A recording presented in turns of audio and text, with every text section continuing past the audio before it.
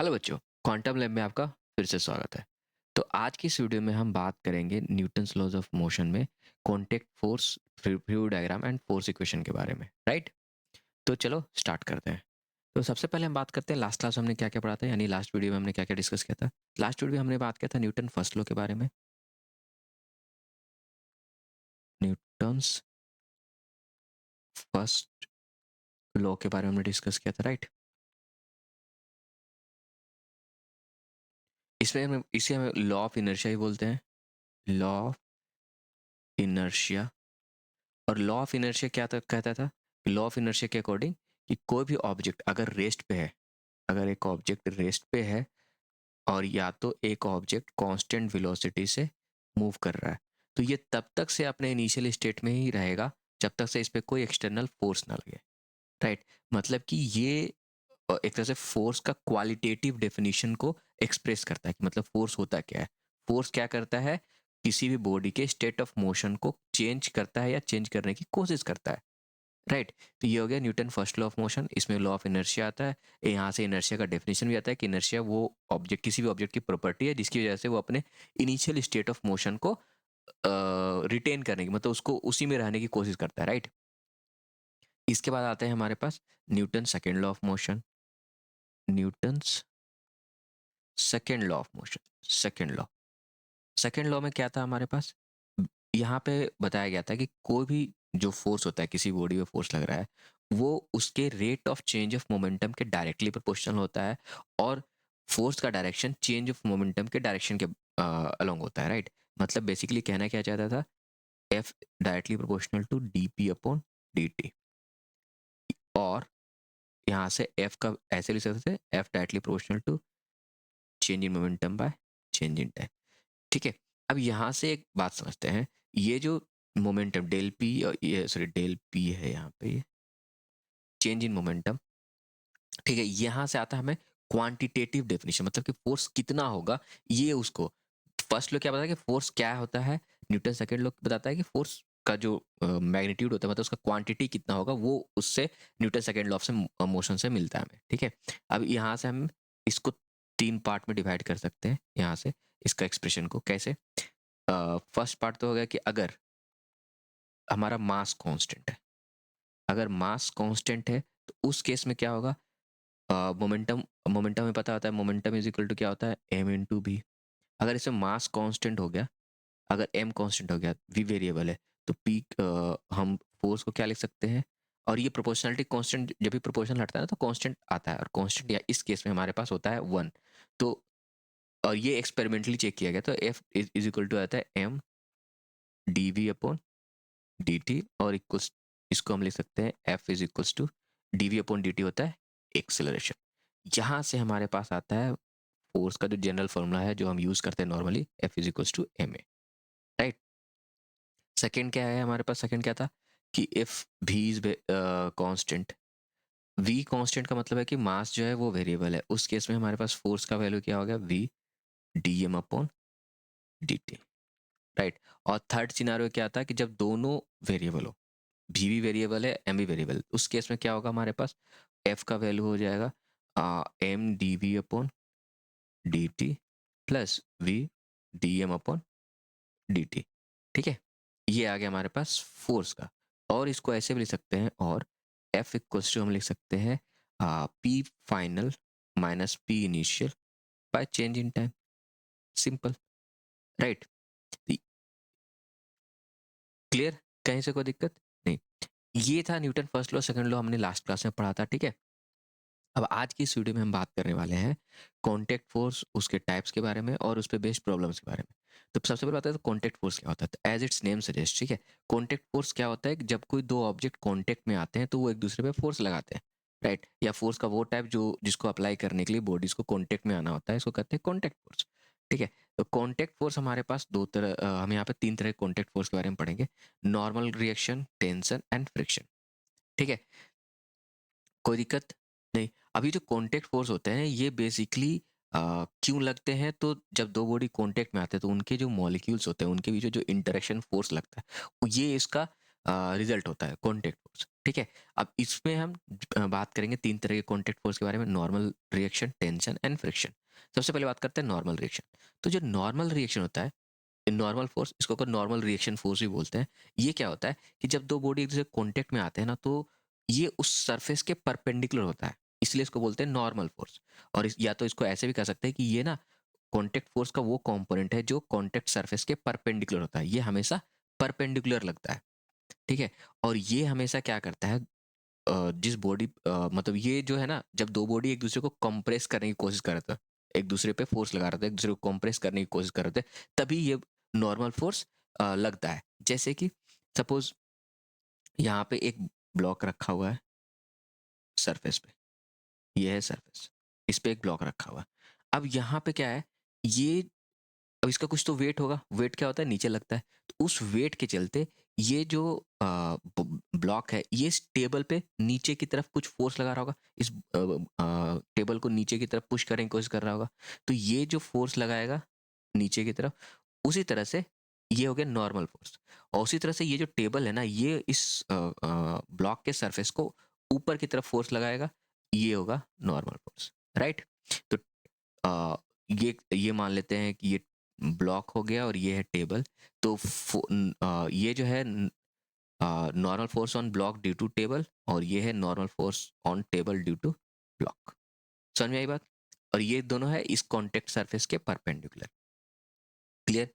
अब यहाँ पे एक बात ध्यान रखना कि तभी फोर्स लगता है जब दोनों बॉडी एक दूसरे को प्रेस करने की कोशिश कर रहे होते हैं। जैसे कि अगर हम मान लें कि यहाँ पे एक टेबल, एक ब्लॉक है और दूसरा ब्लॉक इसके साथ में सटा के रखा हुआ है।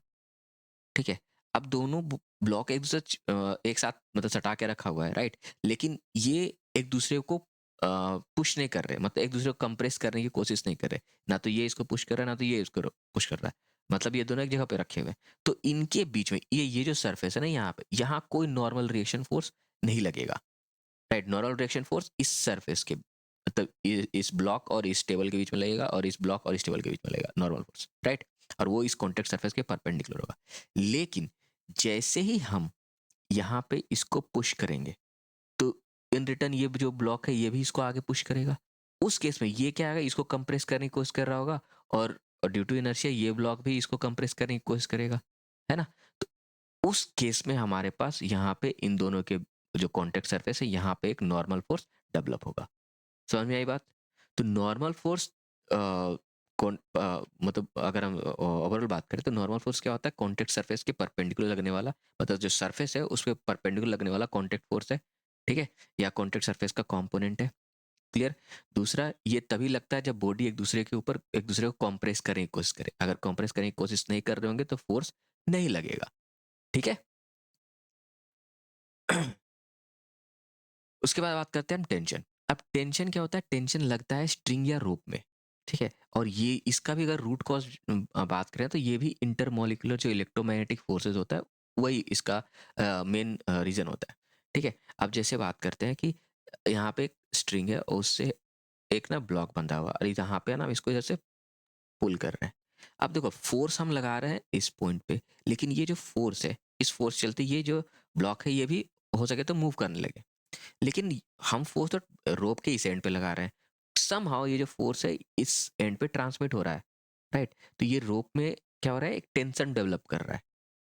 रोप के दो डिफरेंट मॉलिक्यूल्स के बीच में एक force, intermolecular interaction force generate हो रहा है, जिसके चलते मतलब लग रहा है, जिसके चलते क्या हो रहा है, ये फोर्स जो है यहाँ पे ट्रांसमिट हो जा रहा है इस ब्लॉक के इस एंड पे, राइट। इसके चलते ये फोर्स यहाँ पे लग रहा है और उसकी वजह से ये ब्लॉक मूव कर रहा है ना।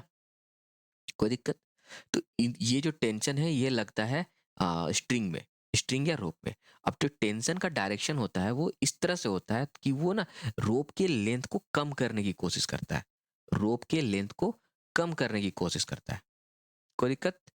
अब यहाँ पे एक दो चीजें हैं समझने वाली बात, कि अगर हमारा जो स्ट्रिंग है वो मासलेस है और उस पे वो टाइट नहीं है, मतलब पुल नहीं है, उसमें स्लैक है, तो उसमें क्या आएगा, वहां पे हम बोल सकते हैं कि टेंशन जीरो है। ठीक है, it is not, when it is not pulled tension उसमें जीरो होगा। लेकिन जैसे हम इसको खींचेंगे, राइट, और ये स्ट्रेच हो गया, अगर मासलेस है तो कंप्लीटली स्ट्रेच हो जाएगा, उस केस में क्या होगा, यहाँ पे टेंशन डेवलप होगा, राइट। कोई दिक्कत। अब जो टेंशन फोर्स है ना, ये तो हो गया टेंशन फोर्स। टेंशन फोर्स का डायरेक्शन होता है ना, वो हमेशा रोप या स्ट्रिंग के लेंथ के अलॉन्ग होता है। समझना बात को।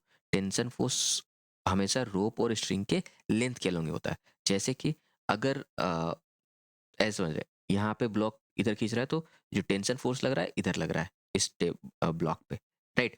लेकिन यहीं पे अगर हम ऐसे करके ले लें ब्लॉक और यहाँ से पुल करें, तो जो टेंशन फोर्स लगेगा वो इधर लगेगा, ठीक है। अगर हम इसको और थोड़ा सा एक बढ़ा दें, ऐसे करके यहाँ पे कर ले और इसको यहाँ पे खींच ले, यहाँ पे हम फोर्स लगा रहे हो इस डायरेक्शन में, तो यहाँ पे जो टेंशन फोर्स जनरेट होगा वो उसका डायरेक्शन इधर होगा, लेकिन यहाँ जो टेंशन फोर्स जनरेट होगा वो इधर होगा। क्लियर? तो जो टेंशन फोर्स होता है वो हमेशा रोप के डायरेक्शन के अलोंग लगता है, रोप के अलोंग रखता है। कोई दिक्कत नहीं। इसके बाद आते हैं हम फ्रिक्शन फोर्स के बारे में। फ्रिक्शन फोर्स क्या होता है? फ्रिक्शन फोर्स बेसिकली होता है कांटेक्ट फोर्स का टेंजेंशियल, कांटेक्ट फोर्स का वो कंपोनेंट जो सरफेस के अलोंग होता है, मतलब कि उसके टेंजेंशियल डायरेक्शन होता है कांटेक्ट सरफेस के अलोंग, ठीक है। और जो फ्रिक्शन फोर्स होता है, जिसे मान लेते हैं कि ये एक सरफेस है और ये दूसरा सरफेस है, ठीक है। तो जो फ्रिक्शन फोर्स लगेगा वो तो इधर लगेगा या फिर इधर लगेगा, ठीक है। इस कॉन्टेक्ट सरफेस के अलोंग ही लगेगा उस, ओके। अब ये जो कॉन्टेक्ट फ्रिक्शन फोर्स है ये तब आता है जब दोनों जो कॉन्टेक्ट सरफेस हैं वो एक दूसरे के रिस्पेक्ट में या तो मूव करते हैं या तो मूव करने की कोशिश करते हैं, या तो मूव करते हैं या तो मूव करने की कोशिश करते हैं। और उस केस में जो फ्रिक्शन फोर्स होगा वो हमेशा रिलेटिव मोशन को अपोज करता है।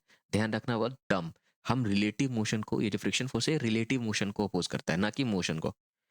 कई बार हम देखेंगे कि जो फ्रिक्शन फोर्स होता है वो मोशन को सपोर्ट करता है, ठीक है, लेकिन वहाँ मोशन को वो सपोर्ट कर रहा है, वो रूट कॉज होगा मोशन का। रिलेटिव मोशन को हमेशा अपोज करता है, ठीक है। अब जैसे बोलोगे सर इसमें अंतर क्या है, समझो यहाँ बात को। अगर यहाँ पे एक ब्लॉक है और ये रखा हुआ है रफ सरफेस पे, राइट। हमारा जो सरफेस है वो रफ है, ये जिसमें फ्रिक्शन लगेगा। अगर हम इधर फोर्स लगाए तो क्या होगा, ये जो ब्लॉक है ये आगे की तरफ मूव करना चाहेगा, तो उसके रिस्पेक्ट में जो ये कॉन्टेक्ट सरफेस है इसके रिस्पेक्ट में कॉन्टेक्ट सरफेस पीछे जा रहा होगा। ध्यान रखना टर्म को, ठीक है। फ्रिक्शन फोर्स ये इधर लग रहा है तो इस पे जो ब्लॉक है, ये क्या, इस पे ये जो ब्लॉक है उस पे ये जो सरफेस है किधर कांटेक्ट फोर्स लगाएगा, इसके अपोजिट में। ब्लॉक इधर मूव करने की कोशिश कर रहा है, तो जो हमारा ये सरफेस है रफ सरफेस, ये इस पे इसके पीछे की तरफ, मतलब इसके मोशन के रिलेटिव मोशन, इसके रिस्पेक्ट में ये ब्लॉक किधर जाने की कोशिश कर रहा है, आगे की तरफ, तो उस पे फोर्स किधर लगेगा, पीछे की तरफ, ठीक है। कोई दिक्कत नहीं। तो यहाँ पे क्या होगा, फ्रिक्शन फोर्स अपोज कर रहा है। अब यहाँ पे देखते हैं क्या होता है कि कई बार ऐसे करके एक ब्लॉक है, इसके ऊपर एक ब्लॉक रख रहा है, अब हम इसको पुश कर रहे हैं, तो इस नीचे वाला ब्लॉक तो मूव कर रहा है, साथ साथ ऊपर वाला ब्लॉक भी मूव कर रहा है उसके साथ साथ, जबकि हम फोर्स इस पे नहीं लगा रहे हैं, इस पे लगा रहे थे। तो इस केस में ये जो ब्लॉक है ये आगे की तरफ अगर मूव कर रहा है तो किसकी वजह से मूव कर रहा है, तो यहाँ पे इन दोनों सरफेस के बीच में, मतलब इस ब्लॉक है, इस पे फ्रिक्शन फोर्स लग रहा था आगे की डायरेक्शन में, जो कि इसके मोशन को सपोर्ट कर रहा होता है, ठीक है। तो अगर देखें तो यहाँ पे फ्रिक्शन फोर्स ही मेन कॉज है मोशन का ऊपर वाले ब्लॉक का, ठीक है। समझ में आई बात? लेकिन फ्रिक्शन फोर्स हमेशा रिलेटिव मोशन को अपोज करता है। अगर जब आगे नेक्स्ट चैप्टर हमारा फ्रिक्शन ही है, तो जब फ्रिक्शन के बारे में बताएंगे तो इसको और डिटेल में बताएंगे, बट मैंने ओवरऑल बता दिया यहाँ पे कि टर्म्स के टर्म में कि रिलेटिव मोशन को फ्रिक्शन फोर्स हमेशा अपोज करता है, और ये मोशन को सपोर्ट करता है, मतलब ये मोशन को अपोज नहीं करता, रिलेटिव मोशन को अपोज करता है। क्लियर? अब हम बात करते हैं न्यूटन्स थर्ड लॉ के बारे में। तो न्यूटन्स थर्ड लॉ क्या था? तो न्यूटन्स थर्ड लॉ हम पढ़ चुके हैं, ग्रेड 9 में भी हमने पढ़ा होगा, और बेसिक बेसिक आइडिया भी है। क्या है ये कि every action has equal and opposite reaction. अब यहाँ पे जो हम एक्शन और रिएक्शन बोल रहे हैं ना, ये फोर्स के बारे में बात कर रहे हैं। Every action force has equal and opposite reaction, ये है न्यूटन्स थर्ड लॉ का। अब ये क्या कहता है समझो, फिर से हम वहां पे आते हैं वही ब्लॉक वाले बात पे। ये क्या है, अब ड्यू टू वेट, ये जो ब्लॉक है ये टेबल को नीचे की तरफ पुश कर रहा है, तो इस पे जो कॉन्टेक्ट सरफेस लग रहा है इन normal force due to on table due to block, और ये जो टेबल है ये ब्लॉक पे ऊपर की तरफ फोर्स लगा रहा है, ये क्या है, normal force on block due to table. तो ये दोनों है ना एक्शन रिएक्शन पेयर, ये दोनों क्या है, एक्शन रिएक्शन पेयर। ब्लॉक इस पे एक्शन लगा रहा है और टेबल उस पे रिएक्शन लगा रहा है, ठीक है, ये दोनों इक्वल एंड अपोजिट है, ठीक है। तो यहाँ पे ये जो एक्शन रिएक्शन पेयर है ना, इसका एक ना कुछ की कैरेक्टरिस्टिक्स है वो हमें ध्यान रखना है, क्योंकि कभी कभी हम कंफ्यूज कर जाते हैं कि कौन कहीं वो एक्शन रिएक्शन पेयर तो नहीं है। तो सबसे पहला तो ये समझते हैं कि एक्शन रिएक्शन जो होता है ना वो इक्वल मैग्नीट्यूड होता है, equal in magnitude and opposite in direction,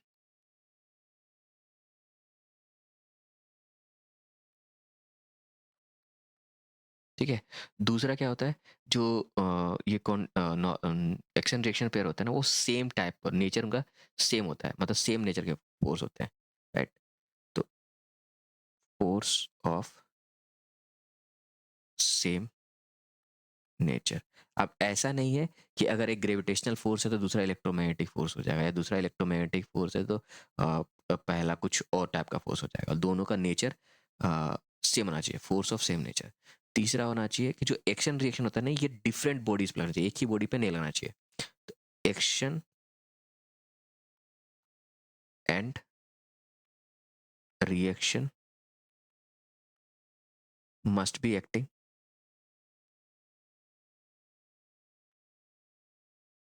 on different bodies.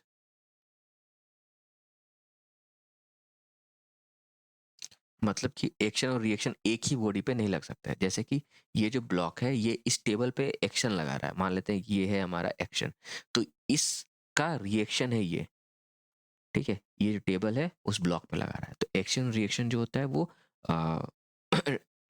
Different different bodies पे लगता है, डिफरेंट बॉडीज पे लगता है, ठीक है।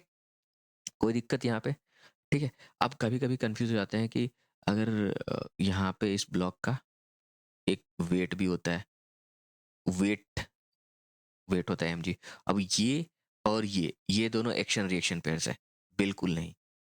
mg की वजह से, mg तो ग्रेविटेशनल फोर्स इस ब्लॉक पे लग रहा है, ठीक है, वो ग्रेविटेशनल फोर्स है mg।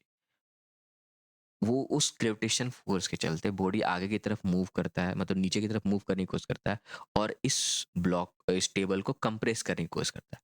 और जब वो कंप्रेस कर रहा होता है तो वो ये फोर्स लगाता है, राइट, ये नॉर्मल रिएक्शन फोर्स। और उसके रिजल्ट में जो टेबल है वो बॉडी पे ये फोर्स लगाती है, ठीक है। तो इसका मतलब ये हुआ कि ये नॉर्मल फोर्स और ये mg, ये दोनों एक्शन रिएक्शन फोर्स नहीं होंगे। ये और ये एक्शन रिएक्शन फोर्स है, ये दोनों एक्शन रिएक्शन फोर्स नहीं है। मैग्नीट्यूड वाइज हो सकता है कि दोनों इक्वल हो जाए, लेकिन ये दोनों, इनको हम एक्शन रिएक्शन पेयर नहीं कहेंगे। समझ में आई बात, ये इलेक्ट्रोमैग्नेटिक फोर्स है वन सम सॉर्ट ऑफ, और ये क्या है, ग्रेविटेशनल फोर्स, नेचर भी अलग है, ठीक है। कोई दिक्कत नहीं। अब हम आगे बढ़ते हैं, बात करते हैं free body diagram and force equation. अब फ्री बॉडी डायग्राम क्या होता है और उसके बाद फोर्स इक्वेशन क्या होता है। देखो फ्री बॉडी डायग्राम क्या है, अब जैसे किसी ऑब्जेक्ट पे हम लगने वाले फोर्स को समझना चाहते हैं या स्टडी करना चाहते हैं, तो हम क्या करेंगे इसको सिंप्लीफाई करने के लिए, अंडरस्टैंडिंग को ईजी करने के लिए हमने फ्री बॉडी डायग्राम बनाना शुरू किया। फ्री बॉडी डायग्राम होता है क्या है, इसमें हम ना बॉडी पे लगने वाले जितने भी फोर्सेस हैं सभी को उस एरो के अकॉर्डिंग, एरो के हेल्प से डिनोट करेंगे। अब जो एरो का मैग्नीट्यूड लेंथ होगा वो उसके मैग्नीट्यूड के डायरेक्टली प्रोपोर्शनल होगा, और डायरेक्शन तो एरो के अकॉर्डिंग होगा, मतलब उस फोर्स के अकॉर्डिंग होगा, ठीक है। जैसे कि यहाँ पे एक ब्लॉक रखा हुआ है टेबल पे, अब ये जो ब्लॉक है इसका मास मान लिया हमने m, ओके। इसका फ्री बॉडी डायग्राम क्या होगा नॉर्मली हम समझते हैं। तो इसका फ्री बॉडी डायग्राम, अब फ्री बॉडी डायग्राम में हम क्या करते हैं, हम ध्यान रखना एक और बात कि हम फ्री बॉडी डायग्राम में ना हम सिर्फ उन्हीं फोर्सेस को इंक्लूड करते हैं जो फोर्स उस जिस बॉडी का फ्री बॉडी डायग्राम अलग अलग बना रहे हैं उस पे लग रहा हो, ना कि वो बॉडी किसी और पे लगा रहा हो फोर्स तो उसको इंक्लूड करेंगे। हम सिर्फ उन्हीं फोर्सेस को इंक्लूड करेंगे जो उस बॉडी पे लग रहा होता है। जैसे कि इस बॉडी पे कौन कौन से फोर्स लग रहे हैं, तो एक तो लगेगा हमारे पास mg वेट, और दूसरा ये टेबल, ये ग्रेविटेशनल फोर्स हो गया जो नीचे की तरफ लग रहा है, दूसरा ये टेबल इस पे लगा रहा होगा ऊपर की तरफ, ये हो गया नॉर्मल। तो ये हो गया हमारा इस फ्री बॉडी डायग्राम इस ब्लॉक का। अब एक बात और समझना, अगर इस बॉडी का कोई एक्सेलरेशन होता ना तो वो भी हमें दिखाना होता। ओके, एक्सेलरेशन भी हमें दिखाना होता। समझ में आई बात? अब इसमें एक थोड़ा सा और मॉडिफिकेशन करते हैं। मान लेते हैं कि इस पे ना अगर हम एक और चीज़ यूज़ करें, मान लेते हैं कि यहाँ पे बॉडी है, ये ब्लॉक, ठीक है, इस पे फोर्स लग रहा होता, इधर मान लेते हैं कि कोई फोर्स लग रहा होता। ओके, तो उस केस में क्या होता, इधर से F1 लग रहा है, इधर से F2 लग रहा है, ठीक है, और इसको थोड़ा सा बड़ा कर देते हैं इससे, ताकि पता चले F1 ज़्यादा है, और ये इधर मूव कर रहा है एक्सेलरेशन। इसका फ्री बॉडी डायग्राम बनाना है। इस केस में हम क्या करेंगे, यहाँ इसका फ्री बॉडी डायग्राम कैसे डिनोट करेंगे, तो हम यहाँ पे ये हो जाएगा ऊपर की तरफ n, नीचे की तरफ mg, सिंपल। अच्छा, एक और चीज़ यहाँ पे, जब फ्री बॉडी डायग्राम बना रहे होते हैं ना, तो हम ना किसी बॉडी को एक सिंगल पॉइंट के फॉर्म में भी रिप्रेजेंट कर सकते हैं, राइट। तो इसका अगर फ्री बॉडी डायग्राम के बारे में बात करें तो फ्री बॉडी डायग्राम क्या हो सकता है, क्या होगा, इधर लग रहा है F1, इधर लग रहा है F2, ऊपर लग रहा है n, नीचे लग रहा है mg, और बॉडी का इधर है एक्सेलरेशन। ये हो गया फ्री बॉडी डायग्राम सेकंड वाले ब्लॉक का। समझ में आई बात? अब है यहाँ पे कि फोर्स इक्वेशन क्या होता है। तो बेसिकली फोर्स इक्वेशन कुछ नहीं है, बस नेट फोर्स का वैल्यू लिखने का, नेट फोर्स का वैल्यू।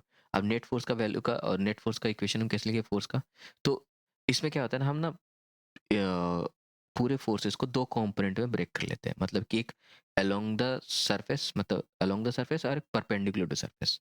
इसमें हम ना नेट फोर्स को कैलकुलेट करते हैं। जैसे यहाँ पे बात करें तो यहाँ पे सिर्फ वर्टिकल लग रहा है फोर्स, जैसे हम यहाँ वाले अलोंग सरफेस, अलोंग सरफेस, तो यहाँ पे अलोंग सरफेस कोई फोर्स नहीं लग रहा, तो यहाँ पे जीरो। पर परपेंडिकुलर टू सरफेस, तो उस केस में क्या है, ऊपर लग रहा है एन, ऊपर वाले को जैसे मान ले प्लस, तो नीचे वाला हो जाएगा minus M G equals to. अब देखो, एन माइनस एम जी, क्या इस बॉडी में कोई ऊपर या नीचे की तरफ कोई एक्सेलरेशन हो रहा है? नहीं, तो एक्सेलरेशन हो जाएगा जीरो, यहाँ पे आ गया zero, N minus M G equal to zero. ये हो गया इसका फोर्स इक्वेशन। अगर इसका फोर्स इक्वेशन के बारे में बात करें तो इसमें भी अलोंग सरफेस बात करते हैं, अलोंग सरफेस, अलोंग सरफेस मतलब अलोंग हॉरिजॉन्टल में, हॉरिजॉन्टल में देखें तो हमारे पास क्या आएगा इक्वेशन, और ये जो इक्वेशन लिख रहे हैं ये नेट फोर्स का इक्वेशन है। तो आगे की तरफ मतलब फोर्स आगे की तरफ ज़्यादा लग रहा है, हमने राइट साइड के डायरेक्शन को मतलब पॉजिटिव ले लिया, तो ये हो गया F1 minus F2 equals to, अब सिंस बॉडी में नेट एक्सेलरेशन भी है तो मास इनटू एक्सेलरेशन। ये हो गया फोर्स इक्वेशन अलोंग सरफेस। अगर हम बात करें along vertical, along perpendicular to surface, तो इस केस में क्या आ जाएगा हमारे पास, n again n minus M G equals to zero. अब ये जीरो क्यों हो रहा है, क्योंकि ये इस डायरेक्शन में कोई एक्सेलरेशन नहीं है। ठीक है, समझ में आई बात? कोई दिक्कत नहीं ना? आ, यहाँ पे देख लेते हैं। अब यहाँ पे देखो, ये पहला दूसरा तो ऑलरेडी सेम है जो हमने अभी कर लिया। इस वाले में देखते हैं इसका फोर्स इक्वेशन कैसे लिखेंगे। तो यहाँ पे अगर ध्यान दे तो हमारे पास है इसका फ्री बॉडी डायग्राम बनाते हैं। यहाँ पे क्या है, इस बॉडी पे लगेगा नीचे की तरफ वेट mg, ऊपर की तरफ लगेगा नॉर्मल, राइट। अब इसके अलावा यहाँ पे एक फोर्स और लग रहा है, वो ऐसे लग रहा है, ध्यान रहे ऐसे, और ये है एंगल थीटा, ये है एफ। अब हमें पता है कि हम क्या करेंगे, इसको कंपोनेंट के लिए इसको थोड़ा सा आगे करके ऐसे लिख सकते हैं इसको, तो ये हो गया एफ, और ये हो गया एंगल थीटा। तो इस फोर्स का एक कंपोनेंट होगा इधर, इसको बोलेंगे एफ कॉस थीटा, और इसका एक फोर्स, इसका और इसका एक कंपोनेंट इधर आएगा जिसका वैल्यू होगा एफ साइन थीटा। ठीक है, तो ये हो गया। अब बॉडी सिंस हॉरिजॉन्टल डायरेक्शन में कोई और फोर्स नहीं लग रहा, तो इधर कुछ एक्सेलरेशन से ही एक्सेलरेट करेगी बॉडी। ये हो गया एक्सेलरेशन। अब इसका फोर्स इक्वेशन अगर लिखना हो, तो अगर हम अलोंग सरफेस लिखें, अलोंग सरफेस क्या होगा? अलोंग सरफेस कोई फोर्स लग रहा है? सिर्फ यही एफ कोस थीटा है। तो अलोंग सरफेस अगर हम बात करें, तो ये क्या हो जाएगा? F cos theta equals to M A. और अलोंग परपेंडिकुलर टू सरफेस अगर बात करें, तो वो क्या हो जाएगा? Along perpendicular to surface. तो इसमें क्या होगा? अगेन ऊपर की तरफ लग रहा है एन, नीचे की तरफ लग रहा है माइनस एम जी, और एक और फोर्स लग रहा है एफ साइन थीटा, तो minus F sine theta equals to, अब वर्टिकल डायरेक्शन को बॉडी का कोई मूवमेंट नहीं है, तो ये जीरो। नेट फोर्स क्या है वर्टिकल डायरेक्शन में? जीरो। तब यहाँ पे दो इक्वेशन आ गया हमारे पास। अब इसमें जो भी गिवन डेटा होगा उसका यूज करके हम यहाँ पे लिख सकते हैं। ठीक है, इक्वेशन इक्वेशन का यूज करके जो गिवन डेटा या हमें निकालना हो वैल्यू, वो हम फाइंड आउट कर सकते हैं। कोई दिक्कत नहीं, आगे बढ़ते हैं। अगर हम देखें इसमें इसमें हम बोला गया कि draw the F B D of massive rod. अब यहाँ पे सिर्फ हमें एफ बी डी ड्रॉ करना है। अब इसका कैसे करेंगे? तो यहाँ पे एक बहुत ही इंपॉर्टेंट कॉन्सेप्ट डिस्कस हुआ है। डिस्कस क्या है? नॉर्मल फोर्स का डायरेक्शन। अब अगर ये इसमें देखें, तो पहले वाले केस में क्या है? एक रोड है जो एक वॉल और एक ग्राउंड के वजह से ऐसे खड़ा है। ठीक है, अब ये एक एंड तो इसका ग्राउंड पे है, दूसरा एंड एक वॉल के हेड टिप पे। तो हमारे पास इसका अगर फ्री बॉडी डायग्राम तो कैसे बनाएंगे? तो सबसे पहले हम बात करते हैं यहाँ पे। इस पे तो वेट जो होता है वो हमेशा सेंटर ऑफ ग्रेविटी, यानी कि बीच में, जहाँ बॉडी का सेंटर होता है वहाँ पे लग रहा होता है। बॉडी का सेंटर मतलब अगर ये यूनिफॉर्म रोड है तो इसका ज्योमेट्रिकल सेंटर ही होगा, वहीं पे वेट लगेगा, तो बीच में एकदम मिडिल में। ये हो गया एम जी। अब बात करते हैं नॉर्मल फोर्स। नॉर्मल फोर्स किधर लगेगा? तो दो पॉइंट है यहाँ पे ए एंड बी। इस पॉइंट पे कॉन्टेक्ट सरफेस है, ये एक कॉन्टेक्ट पॉइंट हो गया। अब यहाँ पे कॉन्टेक्ट सरफेस लेंगे हम, कौन सा? इसको ले लेंगे कॉन्टेक्ट सरफेस। अब नॉर्मल फोर्स क्या होता है? हमेशा कॉन्टेक्ट सरफेस के परपेंडिकुलर होता है। तो यहाँ पे जो नॉर्मल फोर्स होगा वो क्या होगा? इधर। ये हो गया एन टू। अब यहाँ पे क्या हो, ये कॉन्टेक्ट पॉइंट में यहाँ कॉन्टेक्ट सरफेस क्या होगा? तो ये रोड का जो लाइन है ना, यही कॉन्टेक्ट सरफेस हो जाएगा। तो यहाँ पे परपेंडिकुलर इधर ले लेंगे हम। ये हो गया एन वन। राइट, समझ में आया? ये हो गया हमारा फ्री बॉडी डायग्राम इस रोड का। अब इस केस में अगर बात करें, तो वेट तो हमेशा नीचे की तरफ ही लग रहा है यहाँ पे, लेकिन यहाँ पे इस कॉन्टेक्ट पॉइंट पे कॉन्टेक्ट सरफेस क्या ले लेंगे? ग्राउंड, तो इधर चला जाएगा ऊपर की तरफ एन टू। और इस पॉइंट पे हमारा कॉन्टेक्ट सरफेस क्या होगा? ये कॉन्टेक्ट पॉइंट, ये कॉन्टेक्ट सरफेस यहाँ पे वॉल हो जाएगा, तो यहाँ पे हो जाएगा एन वन। ओके, तो ये हो गया फ्री बॉडी डायग्राम इन दोनों रोड्स का। कोई दिक्कत? अब हम एक फ्री बॉडी डायग्राम और बनाते हैं। ब्लॉक जो कि स्लाइड हो रहा है एक वेज पे। तो इसमें देखते हैं इसमें कौन कौन सा फोर्स लग रहा। सबसे पहले बात करते हैं वेट पे। वेट लग रहा होगा नीचे एम जी। ठीक है, और जो नॉर्मल फोर्स होगा ना वो इसके कॉन्टेक्ट सरफेस के परपेंडिकुलर होगा, तो ऊपर की तरफ जाएगा हमारे पास। ये हो गया नॉर्मल, है ना? अब एक चीज समझे बात को यहाँ पे, ये एंगल थीटा है तो इसका मतलब ये एंगल होगा थीटा, है ना? और ये थीटा, तो ये है 90 माइनस थीटा, ये एंगल 90 माइनस थीटा, तो ये एंगल हो जाएगा क्या? Again theta. कोई दिक्कत नहीं। अब इसका अगर हमें, ये तो बेसिकली ओवरऑल फोर्स इक्वेशन तो यही क्या होता है, फ्री बॉडी डायग्राम तो ये बन गया। इसका अगर फोर्स इक्वेशन लिखना है तो फोर्स इक्वेशन हमेशा हॉरिजॉन्टल और परपेंडिकुलर लेते हैं। तो हम इसमें हॉरिजॉन्टल किसको लेंगे, मतलब अलोंग द स्लाइड को अगर हम हॉरिजॉन्टल मान लें, तो उस केस में हमें फोर्स इक्वेशन जो लिखना होगा वो अलोंग द सरफेस और परपेंडिकुलर सरफेस लिखेंगे। तो अलोंग द सरफेस लिखने के लिए क्या हो जाएगा? ये जो एम जी है इसका दो कॉम्पोनेंट आएगा।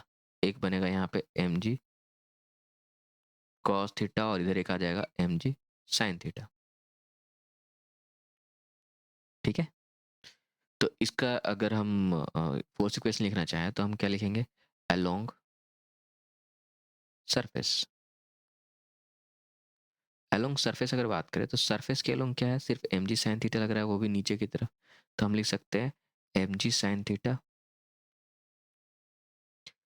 Is equal to mass into acceleration. ये इधर एक्सेलरेट कर रहा होगा body along perpendicular to surface. इस केस में क्या हो जाएगा, एन माइनस एम जी। अब ध्यान रहे यहाँ पे जो परपेंडिकुलर सरफेस है ना, तो इस सरफेस के परपेंडिकुलर देखेंगे, तो N minus M G cos theta equals to 0, क्योंकि इस डायरेक्शन में कोई भी एक्सेलरेशन नहीं हो रहा, राइट। ये हो गया फ्री बॉडी डायग्राम एक सिंगल ब्लॉक का। अब हम बात करते हैं कि क्या होगा अगर दो ब्लॉक हो। इस केस में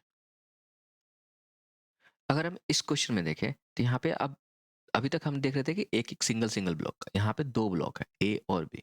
अब जब इस केस में हम जब फ्री बॉडी डायग्राम लिख रहे हो ना, तो सभी का सिंगल सिंगल लिखेंगे, ठीक है। अब यहाँ पे देखते हैं कि ए पे कौन कौन सा फोर्स लग रहा होगा। तो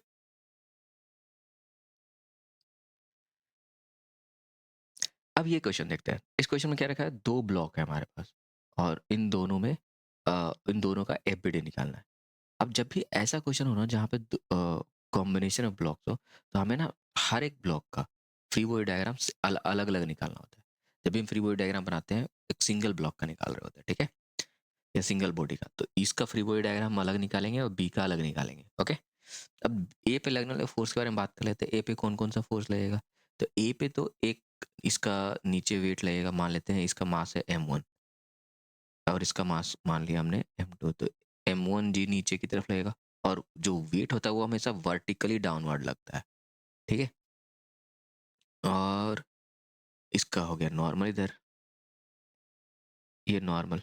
अब देखो ये जो ब्लॉक है इन दोनों के बीच में, अब सिंस ये दोनों एक दूसरे को पुश भी करेंगे, राइट, बड़ा वाला ब्लॉक बी को नीचे की तरफ पुश कर रहा होगा, तो उसको इन रिटर्न जो ए भी बी को आगे पुश कर रहा होगा, तो इन दोनों पे क्या होगा, एक्शन रिएक्शन फोर्स लगेगा। तो एक रिएक्शन फोर्स इधर लगेगा ए पे, ठीक है, यहाँ पे। सिमिलरली बी पे भी, बी का जो वेट है नीचे की तरफ लगेगा m2g, ऊपर की तरफ लग गया n2, ये हो गया n1, राइट। और कोई तो फोर्स नहीं लग रहा। अब अगर कोई फ्रिक्शन नहीं है स्लाइड पे, तो ये दोनों एक साथ नीचे की तरफ आएंगे एक्सेलरेशन ए से, ओके, कोई दिक्कत नहीं। अब इनका हम फ्री बॉडी डायग्राम बनाते हैं। फ्री बॉडी डायग्राम क्या हो जाएगा, अगर ए के लिए लिखें तो ए पे क्या क्या फोर्स लग रहा है, ए का अगर हम ऐसे बना ले,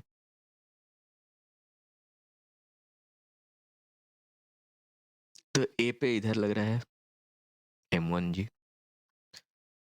ये है हमारा सरफेस, मतलब जो इंक्लाइन सरफेस है वो, इधर लगेगा हमारा नॉर्मल इस सरफेस के परपेंडिकुलर, ठीक है, ये हो गया n1।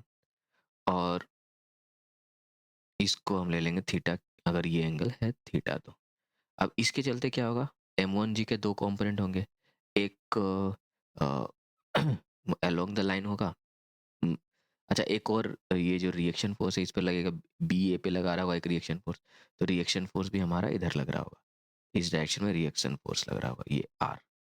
अब उसके अलावा क्या है, मतलब मेन तो तीन ही फोर्स लग रहा है। अब इसका अगर हम फोर्स इक्वेशन लिखना है, तो फोर्स इक्वेशन कैसे लिखेंगे, तो फोर्स इक्वेशन लिखने के लिए हम क्या लिखते हैं, फोर्स एक तो अलोंग द सरफेस लिखते हैं, एक तो परपेंडिकुलर सरफेस लिखते हैं, ठीक है।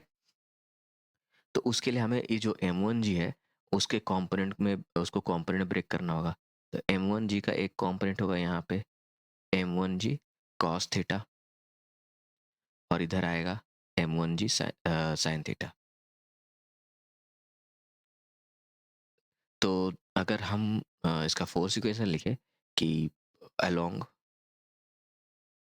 सरफेस, तो क्या होगा अलोंग सरफेस, और अच्छा ये एक्सेलरेशन ए से मूव कर रहा है, तो क्या हो जाएगा m1g sin theta plus are, ये दोनों नीचे की तरफ जा रहा है, माइनस, अच्छा माइनस कुछ होगा नहीं, अलोंग द सरफेस सिर्फ यही दोनों फोर्स लग रहे हैं, m1g sin थीटा और आर, और दोनों एक ही डायरेक्शन में, ये इक्वल टू हो जाएगा m1 ए, क्योंकि इधर एक्सेलरेशन है, राइट। अब परपेंडिकुलर टू सरफेस क्या हो जाएगा, तो इसमें एक आएगा n1 ऊपर, ठीक है, और इस पे किधर कौन कौन सा फोर्स लग रहा होगा, तो एक तो लग रहा होगा m1g cos theta minus m1g cos theta, और कोई फोर्स लग रहा है नहीं, इसके अलावा और कोई तो फोर्स नहीं लग रहा, तो n1 minus m1g cos theta equals to, और बॉडी इधर मूव नहीं कर रही, परपेंडिकुलर सरफेस मूव नहीं कर रही, तो जीरो।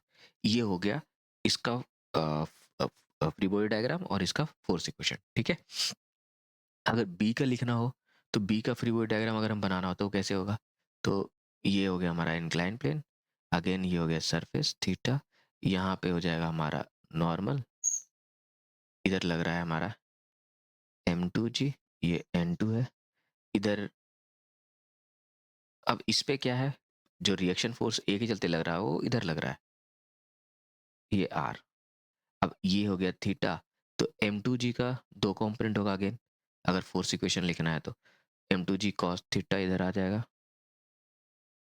ये वाला, और m2g sin थीटा इधर हो जाएगा, ठीक है, बस हो गया। और इधर एक्सेलरेशन, तो अगर इसका हमें फोर्स इक्वेशन लिखना है तो हम क्या लिखेंगे, अलोंग सरफेस, अलोंग सरफेस, तो वो हो जाएगा m2g sin theta minus r equals to m2a, और परपेंडिकुलर टू सरफेस अगर बात करें तो उस केस में क्या हो जाएगा, n2 minus m2g cos theta equal to 0। ये हो गया हमारे पास, कोई दिक्कत नहीं। तो ये हो गया free body diagram second block का, और ये हो गया free body diagram first block का। ये हो गया फोर्स इक्वेशन फर्स्ट ब्लॉक के लिए और ये सेकेंड ब्लॉक के लिए।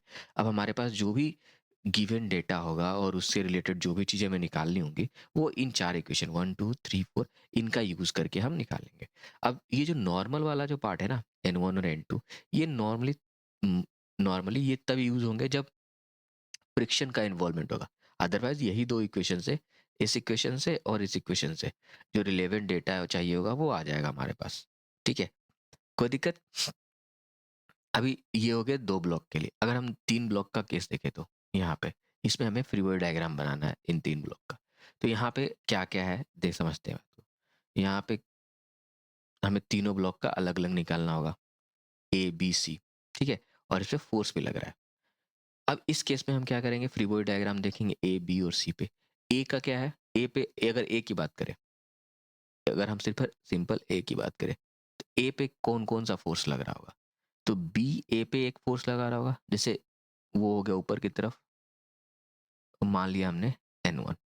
और ए पे और कौन सा फोर्स लग रहा होगा, इसका वेट मान लिया इसका ये है m1 m2 m3, और ये सभी एक्सेलेरेशन ए से मूव कर रहे हैं, ठीक है। कोई दिक्कत, तो नीचे आ जाएगा हमारे पास m2g। अब देखो इस पे कोई डायरेक्ट फोर्स नहीं लग रहा, लेकिन सिंस ये इधर एक्सेलरेट कर रहा है मतलब कि इधर कोई फोर्स लग रहा होगा, राइट, इधर कोई फोर्स लग रहा होगा और कॉन्टेक्ट सरफेस यही है, तो इधर कौन फोर्स लग रहा होगा, फ्रिक्शन फोर्स, ठीक है। नॉर्मली यहाँ पे फ्रिक्शन फोर्स अगर दिया नहीं है तो हम नहीं लेते, लेकिन सिंस ये एक्सेलरेट कर रहा है और एक्सेलरेट करने के लिए कोई फोर्स चाहिए ना हॉरिजॉन्टल, तो ये फोर्स यहाँ पे दिख रहा है सिर्फ फ्रिक्शन फोर्स के चलते आ सकता है। इसका मतलब ये जो सरफेस है ये फ्रिक्शन लेस सरफेस नहीं है, इस पे फ्रिक्शन है, इस पे फ्रिक्शन है, ठीक है। तो ये हो गया एफ, ये इधर लग रहा है, ओके। अब बात करते हैं, ये तो ब्लॉक ए था, ठीक है। अब बात करते हैं हम ब्लॉक बी की। ब्लॉक बी पे कौन कौन सा फोर्स लग रहा होगा, तो ब्लॉक बी पे देखे, जस्ट सोचो और बताओ कौन कौन सा लग रहा होगा। तो एक तो लग रहा होगा सिंपल सा वेट नीचे की तरफ m2g, ठीक है। और ये जो सरफेस है नीचे का जो ग्राउंड सरफेस है ये इस पे कुछ फोर्स लगा रहा होगा, ये मान लिया हमने n2।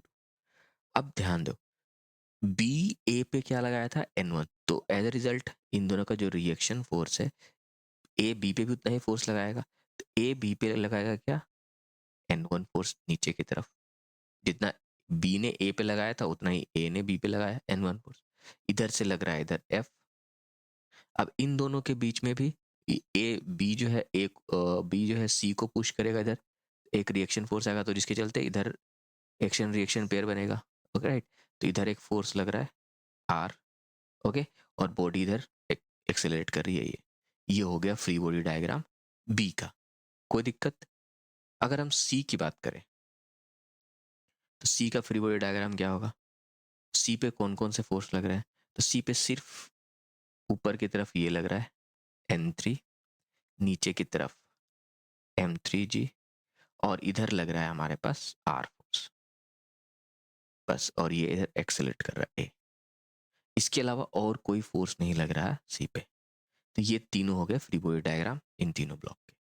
कहीं कोई दिक्कत नहीं। अब इनका इंडिविजुअल हम फोर्स इक्वेशन लिख लेंगे, और जो भी अगर क्वेश्चन आता है कुछ तो फोर्स इक्वेशन लिख करके जो गिवन डेटा है उसका यूज करके हम जो डिजायर्ड वैल्यू है वो फाइंड कर लेंगे, है ना। एक और क्वेश्चन देखते हैं। अब यहाँ पे इसमें पूछा गया फ्री बॉडी डायग्राम। अब देखो यहाँ पे कोई हॉरिजॉन्टल फोर्स नहीं लग रहा, बहुत इंपॉर्टेंट। यहाँ पे कोई हॉरिजॉन्टल फोर्स नहीं लग रहा, तो यहाँ पे फ्री बॉडी डायग्राम कैसा होगा, ए बी के बीच में। ए पे कौन कौन सा, अगर ए के बारे में बात करें तो ए पे लगेगा N1 और M1G, ठीक है। अब सिंस ए और बी एक दूसरे को पुश नहीं कर रहे, जैसे तो कोई हॉरिजॉन्टल फोर्स नहीं लग रहा ना, तो मतलब ए भी बी को पुश नहीं कर रहा है, इसका मतलब इनके बीच में कोई रिएक्शन, एक्शन रिएक्शन फोर्स का कोई पेयर नहीं बनेगा, तो इनके बीच में कोई फोर्स नहीं लगेगा। उसी तरह से बी पे कौन सा फोर्स लगेगा, ऊपर लगेगा N2, नीचे M2G, और सेम केस होगा सी पे। सी पे फिर नीचे ग्रेविटेशनल फोर्स M3G, और उसके चलते जो ग्राउंड है ऊपर में लगा देगा N3 रिएक्शन रिएक्शन फोर्स। कोई दिक्कत यहाँ पे, कहीं से कोई कंफ्यूजन नहीं? बहुत अच्छे। अब यहाँ तक हमने क्या कर लिया, फ्री बॉडी डायग्राम बनाना सीख लिया, लिखना सीख लिया। अब हम ना डायरेक्ट क्वेश्चन करते हैं और उन देखते हैं कि इन फ्री बॉडी डायग्राम और जो फोर्स इक्वेशन का यूज करके हम कैसे क्वेश्चंस को सॉल्व कर सकते हैं। चलिए एक क्वेश्चन देखते हैं। इस क्वेश्चन में दे रखा है क्या कि 2 blocks are kept in a contact as shown in figure, ठीक है। इसको हम थोड़ा सा बड़ा कर लेते हैं। अब यहाँ बोला गया है हमें क्या क्या निकालना है, पहले निकालना है कि force exerted by surfaces floor and wall on block, ठीक है। और दूसरा है कि contact surface between two blocks, contact force between two blocks, इन दोनों के बीच में जो कॉन्टेक्ट फोर्स लगेगा वो निकालना है, और जो सरफेस इन दोनों ब्लॉक्स पे जो फोर्स लगा रहे हैं वो निकालना है, ठीक है। अच्छा, अब हम सबसे पहले फ्री बॉडी डायग्राम बनाना सोचते हैं। तो फ्री बॉडी डायग्राम बनाने से पहले हमें विजुलाइज करना पड़ता है कि कौन कौन सा फोर्स लग रहा होगा, राइट। और हम ले लेते हैं जी का वैल्यू 10। चीजें बहुत आसान कर देगा ये कैलकुलेशन हमारा, ठीक है। अब देखो यहाँ पे अगर 10 kg ब्लॉक की बात करें तो कौन कौन से फोर्स लग रहे होंगे, तो एक तो नीचे इसका वेट लग रहा होगा ऐसे 10 इंटू जी, यानी जी का वैल्यू 10 ले लें, 10 मीटर पर सेकंड स्क्वायर, तो ये आ जाएगा 100 न्यूटन नीचे की तरफ। ऊपर हमने ले लिया इसका नॉर्मल, जो ग्राउंड इसको लगाएगा N1, राइट। साथ ही साथ ये जो 10 kg ब्लॉक है ये आगे इधर 20 kg ब्लॉक को पुश करेगा, तो ये इस पे इधर R लगाएगा, इन रिटर्न 20 kg ब्लॉक भी इस पे एक रिएक्शन फोर्स इधर लगाएगा। दोनों, ये दोनों इक्वल होंगे R1, ओके।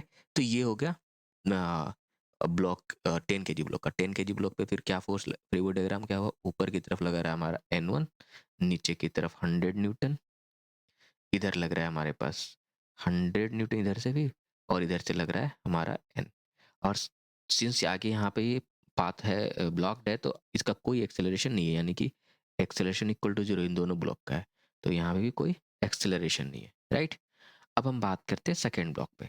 अगर सेकेंड ब्लॉक के केस में बात करें तो सेकेंड ब्लॉक पे क्या क्या फोर्स लग रहा होगा, देखो। सेकेंड ब्लॉक पे केस लग रहा होगा ऊपर की तरफ, ये इसका वेट लग रहा है नीचे 200 न्यूटन। ऊपर की तरफ ये जो ग्राउंड है, नीचे वाला ग्राउंड, ये ऊपर की तरफ लगाएगा एक रिएक्शन फोर्स N2, ठीक है। इधर से ये रिएक्शन फोर्स R लग रहा है, और ये जो वॉल है ये भी, क्योंकि ये बॉडी आगे की तरफ बढ़ने की कोशिश करेगी, यानी इसको पुश करेगी वॉल को, तो वॉल क्या होगा, इसके ऊपर एक फोर्स लगा है इस डायरेक्शन में, ठीक है। इसको हमने मान लिया N3, ये वॉल भी इधर फोर्स लगाएगा N3, कोई दिक्कत नहीं। इसके अलावा तो कोई फोर्स नहीं लग रहा होगा इस पे, तो इसका अगर हम फ्री बॉडी डायग्राम बनाए तो क्या आएगा, इधर लग रहा है हमारे पास R, इधर लग रहा है N3, ऊपर लग रहा है N2, और इधर से आ रहा है हमारे पास ये 50 न्यूटन का फोर्स, कितने एंगल पे, 30 डिग्री पे, और नीचे आ रहा है वेट, वेट यानी कि 200 न्यूटन। और एक्सेलरेशन क्या है यहाँ पे, 0, कोई एक्सेलरेशन नहीं है इसका, ठीक है। तो अगर हम इसका फोर्स इक्वेशन लिखना चाहें तो कैसे लिखेंगे, और इसको सॉल्व करने के लिए हमें फोर्स इक्वेशन लिखना ही पड़ेगा। तो पहले वाले की लिखते हैं, तो N1 अगला इसके लिए दो इक्वेशन लिखेंगे, एक ऊपर एक नीचे के लिए। तो n1 minus 100 n1 minus 100 equal to 0, क्योंकि वर्टिकल डायरेक्शन में कोई एक्सेलरेशन नहीं है। इसका मतलब क्या हुआ हमारे पास, n1 इक्वल्स टू 100। ठीक है, कोई दिक्कत नहीं। दूसरा लिखते हैं 100 माइनस ये जो n लिखा है हमने वो equal to 0। By the way ये n नहीं है, ये r है, यहाँ पे हम r लेंगे सामने। 100 minus r equals to 0, the which means हमारा r का वैल्यू भी 0 आ गया, 100 आ गया। ठीक है, ये r जो है इनके बीच में एक्शन रिएक्शन मतलब कॉन्टैक्ट फोर्स है 10 kg ब्लॉक और 20 kg ब्लॉक के बाद। अब ये तो फर्स्ट ब्लॉक का हो गया। ठीक है, अब बात करते हैं सेकेंड ब्लॉक का, 20 kg ब्लॉक। 20 kg ब्लॉक में हम अगर हॉरिजॉन्टल देखने चाहें तो इस 50 न्यूटन का दो कॉम्पोनेंट निकलेगा। एक तो 50 न्यूटन का एक कॉम्पोनेंट होगा 50, इधर देखते हैं, ये इसको कॉम्पोनेंट ब्रेक करने के लिए क्या करते हैं, सबसे पहले हम यहाँ पे इसको ऐसे लिख सकते हैं, ये हो गया 50 न्यूटन इसके जगह पे। ठीक है, और ये एंगल 30 है तो ये एंगल आ जाएगा 30 डिग्री। ठीक है, कोई दिक्कत।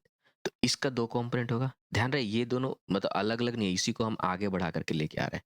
ठीक है, जब इसको लिख रहे हैं तो 50 का 50 30 का एक इधर आ जाएगा 50 cos 30, इस तरह कंपोनेंट आएगा 50 cos 30 डिग्री, और एक इधर आ जाएगा 50 sin 30 डिग्री। ठीक है, बस ये दो कंपोनेंट हो गया।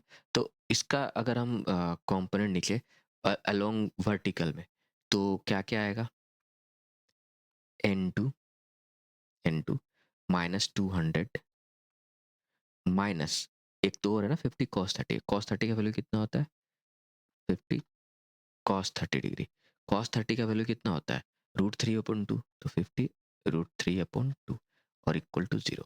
तो इसका मतलब क्या हुआ, n2 का वैल्यू कितना हो गया, ये 200 ये 25 √3 इधर जाएगा तो कितना हो जाएगा 200 प्लस 25 √3, ये हो गया हमारे पास n2 का वैल्यू। कोई दिक्कत नहीं। अब तीसरा देखते हैं, हमारे पास क्या है, इधर हॉरिजॉन्टल देख लें तो ये है r माइनस n3, और एक और फोर्स है 50 sin 30 माइनस 50 sin 30 का वैल्यू कितना होगा 1/2, 1/2 इक्वल टू 0। अब r का वैल्यू हमें पता ही है कितना है, r का वैल्यू है हमारे पास 100, ऑलरेडी निकाल रखा हमने। तो 100 माइनस n3, 100 माइनस ये 25, ये n3 इधर चला जाएगा तो 100 माइनस 25 कितना हुआ 75 इक्वल्स टू n3, ये हो गया n3 का वैल्यू। सही सही वैल्यूज निकल गया हमारे पास। तो सबसे पहले पूछा गया कि forces exerted by surfaces floor and wall. ठीक है, तो फ्लोर कितना लगा रहा है n1 और n2 का वैल्यू निकला हमारे पास, n1 का वैल्यू निकला 100 न्यूटन, फ्लोर 10 kg ब्लॉक पे 100 न्यूटन लगा रहा है, 20 kg ब्लॉक पे 200 प्लस 25 √3 न्यूटन का लग रहा है वैल्यू, और n3 का वैल्यू कितना आ गया 75 न्यूटन। तो n1 n2 एंड n3 ये क्या है, ये तीनों वैल्यूज हैं ए के आंसर। फिर आता है कॉन्टैक्ट फोर्स क्या है दोनों ब्लॉक के बीच में, तो कॉन्टैक्ट फोर्स है आर है 100 न्यूटन। कोई दिक्कत नहीं, बहुत बढ़िया। तो ये क्वेश्चन करने के बाद हम बात करते हैं 16 नेक्स्ट क्वेश्चन में। अगर ये क्वेश्चन देखते हैं, इस क्वेश्चन में बोला गया है कि find out the normal reaction at point A and B if the mass of the sphere is 10 kg। ठीक है, अब यहाँ पे बहुत अच्छे से देखो, यहाँ पे ये जो ब्लॉक है, ये जो स्फीयर है ना, ये रखा गया है दो एजेस पे। तो एक कांटेक्ट पॉइंट यहाँ है, एक कांटेक्ट पॉइंट यहाँ है। ठीक है, यहाँ पे ये हो गया हमारे पास। अब इसमें हमारा जो नॉर्मल रिएक्शन का जो फोर्स होगा वो किधर होगा, तो ये इस कांटेक्ट सरफेस ये हमारा हो जाएगा, यहाँ पे जो टेंजेंट ड्रॉ करेंगे ये कांटेक्ट सरफेस हो गया, इसके परपेंडिकुलर फोर्स लगेगा, ये हो गया परपेंडिकुलर फोर्स। ठीक है, यहाँ पे आ गया, मान लिया हमने इसको n1, और इस पे यहाँ पे ये हो गया टेंजेंट, और इस पे हो गया n2। कोई दिक्कत नहीं है ना। अब यहाँ पे थोड़ा ये n1 और n2 पता चल गया, और वेट जो लगेगा वो किधर लगेगा नीचे की तरफ, ये आ गया हमारे पास m3 m2 मतलब mg, और mg कितना 10 है, तो g का वैल्यू अगर हम 10 ले लेते हैं, g का वैल्यू 10 मीटर पर सेकंड स्क्वायर ले लेते हैं, तो ये आ जाएगा 100 न्यूटन फोर्स लग रहा है, राइट। कोई दिक्कत नहीं। इसका अगर इवेंचुअली फ्री बॉडी डायग्राम बनाए हम, तो हमारे पास क्या आएगा, इधर लग रहा है हॉरिजॉन्टल, इधर आया हमारे पास 100 न्यूटन, ये n1 है, इधर जा रहा है n1, और इधर लग रहा है n2, ठीक है। अब एक चीज समझते हैं, हमें यहाँ पे एंगल भी देखना है। अगर हम इसको एंगल मानते हैं, ये एंगल ले लेते हैं थीटा, ठीक है, ये एंगल हमने ले लिया थीटा, तो ये है ये एंगल थीटा लेंगे तो ये एंगल हो जाएगा हमारा थीटा, और इसको हम ले लेते हैं फाई, ठीक है, इस एंगल को हम ले लेते हैं फाई। जस्ट मिनट, इसको ले लेते हैं हम फाई, तो ये हो जाएगा हमारे पास फाई, ठीक है। अब यहाँ पे देखो, अगर थीटा और फाई का वैल्यू निकालना है तो वो कैसे निकालेंगे, विदाउट इसके निकाले हुए हमें आ, कोई क्वेश्चन नहीं बना पाएंगे हम। तो थीटा और फाई को देखते वैल्यू, तो थीटा और फाई का वैल्यू समझने के लिए कैसे निकालेंगे, देखो ये तो है, इसको देखो, ये तो एक्चुअली आर ही आएगा, रेडियस ही है ना इसका, ये जो पार्ट है ये कितना है 3 मीटर, तो हम लिख सकते हैं R cos five equals to 3, है ना, R cos five equals to 3, तो हमारे पास ये हमने फाइव लिया है आर कोस फाइव, और आर का वैल्यू कितना है 5, तो cos five equals to 3/5, which means five का वैल्यू कितना हुआ 53 डिग्री, है ना, तो फाइव का वैल्यू आ गया 53 डिग्री। सिमिलरली अगर हम इस वाले में देखें, ये अगर इसको हमने लिया है थीटा, तो इसका अगर ये वैल्यू है 1 मीटर, सॉरी ये वैल्यू पूरा है 3+1 4 मीटर, ये पूरा जो लेंथ है ये 4 मीटर का, तो हम लिख सकते हैं R cos theta equals to 4, R का वैल्यू है 5, तो कॉस थीटा इक्वल्स टू कितना हो गया 4/5, है ना, तो थीटा का वैल्यू कितना हो जाएगा 4/5 यानी 37 डिग्री। कोई दिक्कत, थीटा का वैल्यू 37 डिग्री, ये हो गया 37 डिग्री, ये हो गया 53 डिग्री, ओके। कहीं से कोई कंफ्यूजन नहीं। अब सिंपल हम फोर्स इक्वेशन लिख लेते हैं, तो फोर्स इक्वेशन लिखने के लिए हमें क्या करना पड़ेगा, इसका दो कंपोनेंट होगा, एक इधर, एक इधर आएगा कंपोनेंट और एक इधर आएगा कंपोनेंट, और उसी तरह से n2 का भी एक उधर कंपोनेंट आएगा और एक इधर कंपोनेंट आएगा। अब अलोंग वर्टिकल लिखें तो क्या क्या आएगा, n1 cos 37, n1 cos 37 degree, फिर plus n2 cos 53 degree equals to 100, नीचे की तरफ क्या है 100 क्योंकि ये बैलेंस में है, या फिर इसको ऐसे लिख सकते हैं -100 इक्वल टू 0। अब यहाँ पे आएगा cos 37 का वैल्यू कितना होगा √3/4, सॉरी cos 37 का वैल्यू हो जाएगा 4/5, तो 4n1/5 प्लस cos 53 का 3/5, 3n2/5 इक्वल्स टू 100, तो यहाँ से हमारे पास क्या आ जाएगा 4n1 plus 3n2 equals to 500, ये हो गया इक्वेशन 1 हमारा। सिमिलरली अगर इसको हॉरिजॉन्टल में लिखना पड़े, हॉरिजॉन्टल अलोंग हॉरिजॉन्टल, तो क्या आएगा यहाँ पे, ये n1 का हमारे पास n1 sin 37 इधर आ गया और इधर आ गया n2 sin 53, ये दोनों बराबर होंगे क्योंकि बॉडी इक्विलिब्रियम में है, तो हो जाएगा ऐसे लिख सकते हैं n2 sin 53 minus n1 sin 37 degree equal to 0। यहाँ से वैल्यू कितना आ जाएगा n2 sin 53 का वैल्यू कितना होता है, तो ये होता है 4/5, तो 4n2/5 equals to n1 sin 37 का वैल्यू कितना, sin 37 का वैल्यू होता है 3/5, तो 3n1/5। अब ये यहाँ पे आ गया हमारे पास एक एक्सप्रेशन, ये 5/5 कैंसिल आउट हो जाएगा, तो जिसके चलते आ गया 4n2 इक्वल्स टू 3n1। अब यहाँ पे एक बात समझना, हम यहाँ पे n1 n2 का वैल्यू, n1 का जो वैल्यू है एक जगह से निकाल के इस इक्वेशन में पुट कर देंगे तो हमारे पास वैल्यू आ जाएगा n1 और n2 का। जैसे कि n2 का वैल्यू पुट करते हैं तो n2 इज इक्वल टू क्या होगा, 3/4n1। ठीक है, 3/4n1 n2 की जगह पे, तो हम इसको लिखेंगे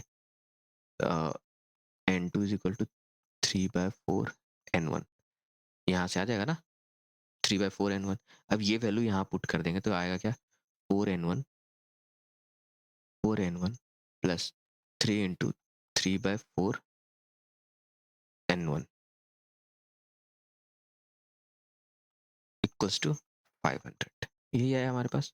यहाँ पे था 3n1 n2 था ना, n2 की जगह पे हमने 3/4n1 कर दिया, कोई दिक्कत। तो ये हो जाएगा, ऊपर ले जाएंगे तो 4 4 जा 16, 16n1 plus 9n1 bye 4 equals to 500। ये कितना हुआ, 16 प्लस 9 25। तो n1 equals to 25/4n1 equals to 500। यहाँ से n1 का वैल्यू कितना हो गया, 500 इंटू 4/25। यहाँ हो गया 20, तो 20 into 4 80। n1 is equals to 80 newton. ये हो गया n1 का वैल्यू। सिमिलरली n2 का वैल्यू कितना होगा, तो n2 का वैल्यू हो जाएगा कितना, 3/4। 3/4 इंटू n1, n1 का वैल्यू कितना है 80, 420। तो n2 का वैल्यू कितना हो गया, 20 इंटू 3 60, 60 न्यूटन। ये हो गया n2 का वैल्यू। कोई दिक्कत? ये क्वेश्चन समझ में आया कैसे किया हमने? ठीक है, बहुत अच्छे। अगर समझ में आ रहा है तो बहुत अच्छी बात है। अब ये क्वेश्चन देखते हैं, इसमें ना टेंशन इन्वॉल्व है, राइट? इसमें पूछा गया क्या है कि the system shows in figure is in equilibrium. ये सिस्टम क्या है, इक्विलिब्रियम में है, and we have to find the magnitude of tension in each string T1 T2 T3 and T4। यहाँ पे कितने स्ट्रिंग है, 1 2 3 4, और सभी में हमें टेंशन कैलकुलेट करना है। ठीक है, अब देखो यहाँ पे थोड़ा सा ध्यान से, यहाँ पे दो नोड भी बन रहे हैं ए और बी, जहाँ पे ये T3 जो थर्ड स्ट्रिंग है और फोर्थ स्ट्रिंग ये कनेक्टेड है और सेकंड स्ट्रिंग से, और यहाँ पे फर्स्ट T2 यहाँ पे कनेक्टेड है। ठीक है, यहाँ पे एक और स्ट्रिंग है लेकिन ये डायरेक्टली ब्लॉक से कनेक्टेड है, तो इसको हम नहीं काउंट कर रहे हैं यहाँ पे। क्यों? क्योंकि हमें ये पूछा नहीं गया है, तो यहाँ पे हम इसको डायरेक्ट 10 kg ब्लॉक का ही पार्ट मान लेते हैं, राइट? ओके, अब देखो इसको सॉल्व कैसे करेंगे। जब भी ऐसा क्वेश्चन आए ना तो हमेशा ध्यान दो कि टेंशन जो होता है वो स्ट्रिंग के अलोंग रखता है। पहला कॉन्सेप्ट हमें क्लियर है, टेंशन हमेशा स्ट्रिंग, टेंशन जो फोर्स होता है वो हमेशा स्ट्रिंग के अलोंग रहता है।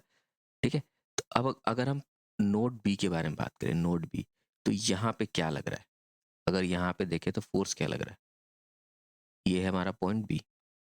तो इधर है हमारा, ये है T4 और ये एंगल है 60 डिग्री। ठीक है, और ये T2 है।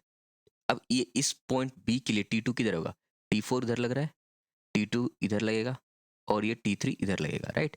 तो इस डायरेक्शन में हो गया हमारे पास T3, और इधर लग रहा है T2। अब देखो ये एंगल 30 डिग्री है, तो ये भी एंगल यहाँ से ले तो ये भी 30 डिग्री होगा, यानी कि ये एंगल 30 डिग्री है। ठीक है, अब इसको, इसका हमें फोर्स इक्वेशन लिखना है। इसका फोर्स इक्वेशन हम कैसे लिखेंगे, तो फोर्स इक्वेशन लिखने के लिए क्या होता है, हमें इसका कॉम्पोनेंट लेना होगा T4 का। तो T4 का एक कॉम्पोनेंट होगा इधर, क्या होगा ये, T4 साइन 60 डिग्री, और इधर कॉम्पोनेंट क्या होगा, T4 cos 60 degree. Similarly T2 का भी दो कॉम्पोनेंट होगा, एक होगा इधर T2 साइन 30, और इधर क्या आएगा, T2 कॉस 30 डिग्री। ठीक है, अब हम इसका फोर्स इक्वेशन आराम से लिख सकते हैं। तो अगर वर्टिकल में देखें तो हमारे पास क्या आएगा, T4 सिंस ये इक्विलिब्रियम में है तो बैलेंस है, राइट? तो T4 cos 60 का वैल्यू कितना होगा, cos 60 का वैल्यू होता है 1/2, या इसको डायरेक्ट ऐसे लिख लेते हैं अच्छे से। एक मिनट, इसको ना यहाँ से स्टार्ट करते हैं,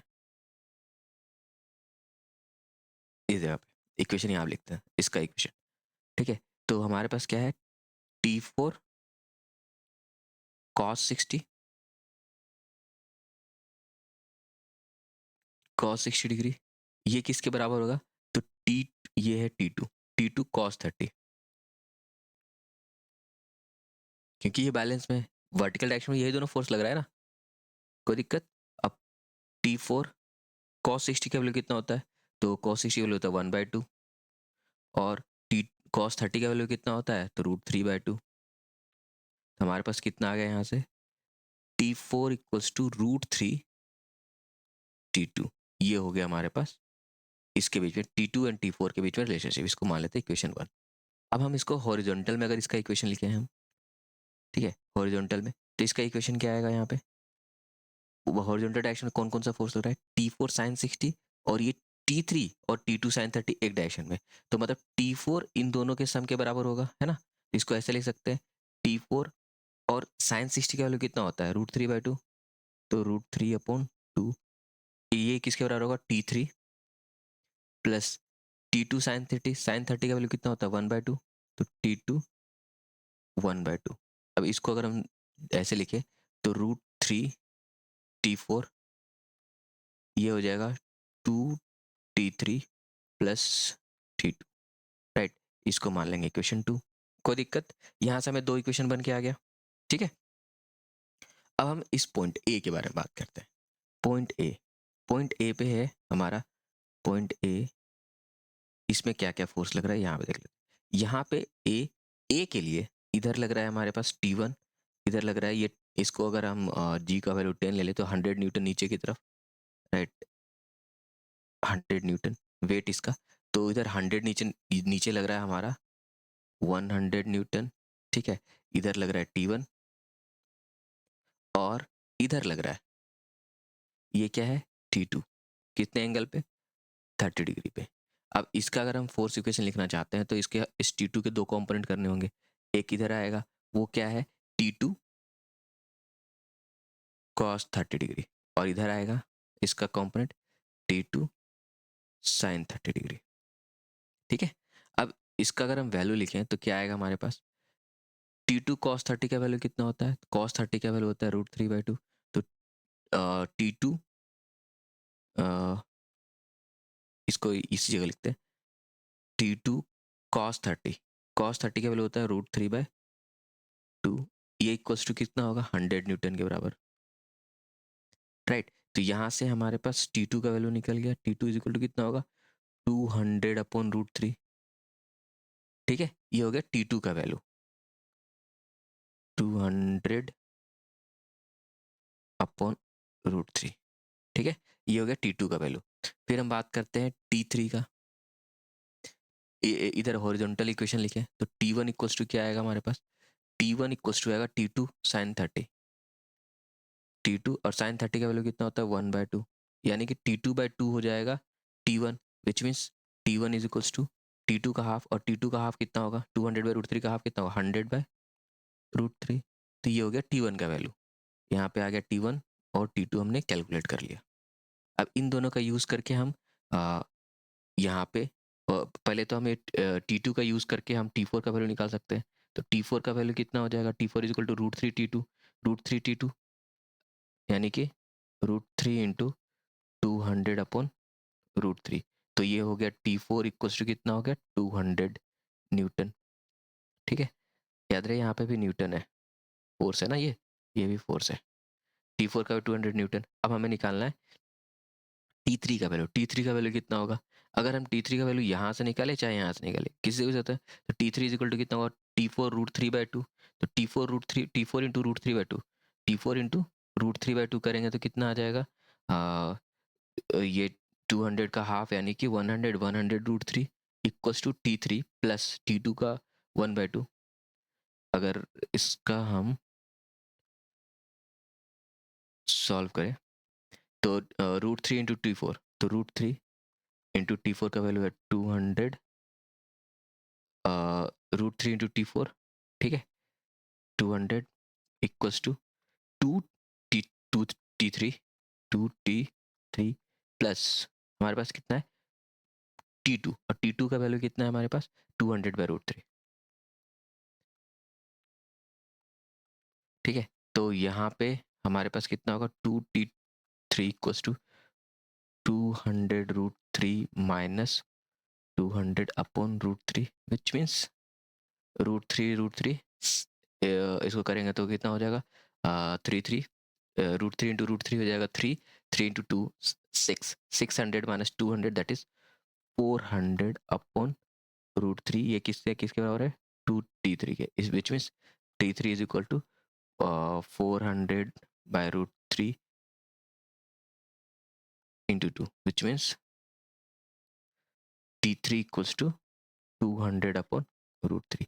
अब ये आ गया हमारे पास t3 का वैल्यू, तो हमने चारों टेंशन निकाल लिए। t3 हो गया यहाँ पे, ये हो गया t1 t4 एंड t2। इस तरह से हम ना सॉल्व करते हैं प्रॉब्लम को। ठीक है, एक बार वीडियो पॉज करके पूरा कैलकुलेशन देख लो, इसे और इसे अच्छे से क्लियर हो जाएगा, और खुद से एक बार कर लेना। क्लियर है? अब नेक्स्ट क्वेश्चन में चलते हैं। इस क्वेश्चन में अगर देखें तो यहाँ पे ब्लॉक का ही है, ब्लॉक से रिलेटेड, और हमें निकालना है कि find the contact force between 3 kg and 2 kg block as shown in figure. हमें बेसिकली निकालना है कि इन दोनों के बीच में जो कॉन्टैक्ट फोर्स है 3 एंड 2 kg के बीच में, वो निकालना है। अब देखो इस सिनारियो को अगर हम ध्यान से देखें तो इधर 3 kg इधर लगा रहा होगा फोर्स, इस पर रिएक्शन फोर्स, और 2 kg ब्लॉक इधर लगा रहा होगा रिएक्शन फोर्स। ठीक है, और इसके अलावा कौन सा फोर्स लगेगा, इस पे लगेगा एक नीचे 30 न्यूटन, 3 अगर जी का वैल्यू हम ले लेते हैं 10 मीटर पर सेकेंड स्क्वायर, ऊपर लगेगा मान लेते हैं n1, नीचे यहाँ पे अगेन 20 न्यूटन, और ऊपर कितना लग गया n2, ये हो गया n1 n2। ठीक है, तो अगर हम ए का फ्री बॉडी डायग्राम बनाए ए का, तो ए पे कितना फोर्स लग रहा है, इधर लग रहा है, इस साइड से हमें लग रहा है 100 न्यूटन, नीचे 30, और इधर से लग रहा होगा रिएक्शन फोर्स, और ऊपर से ऊपर लग रहा है n।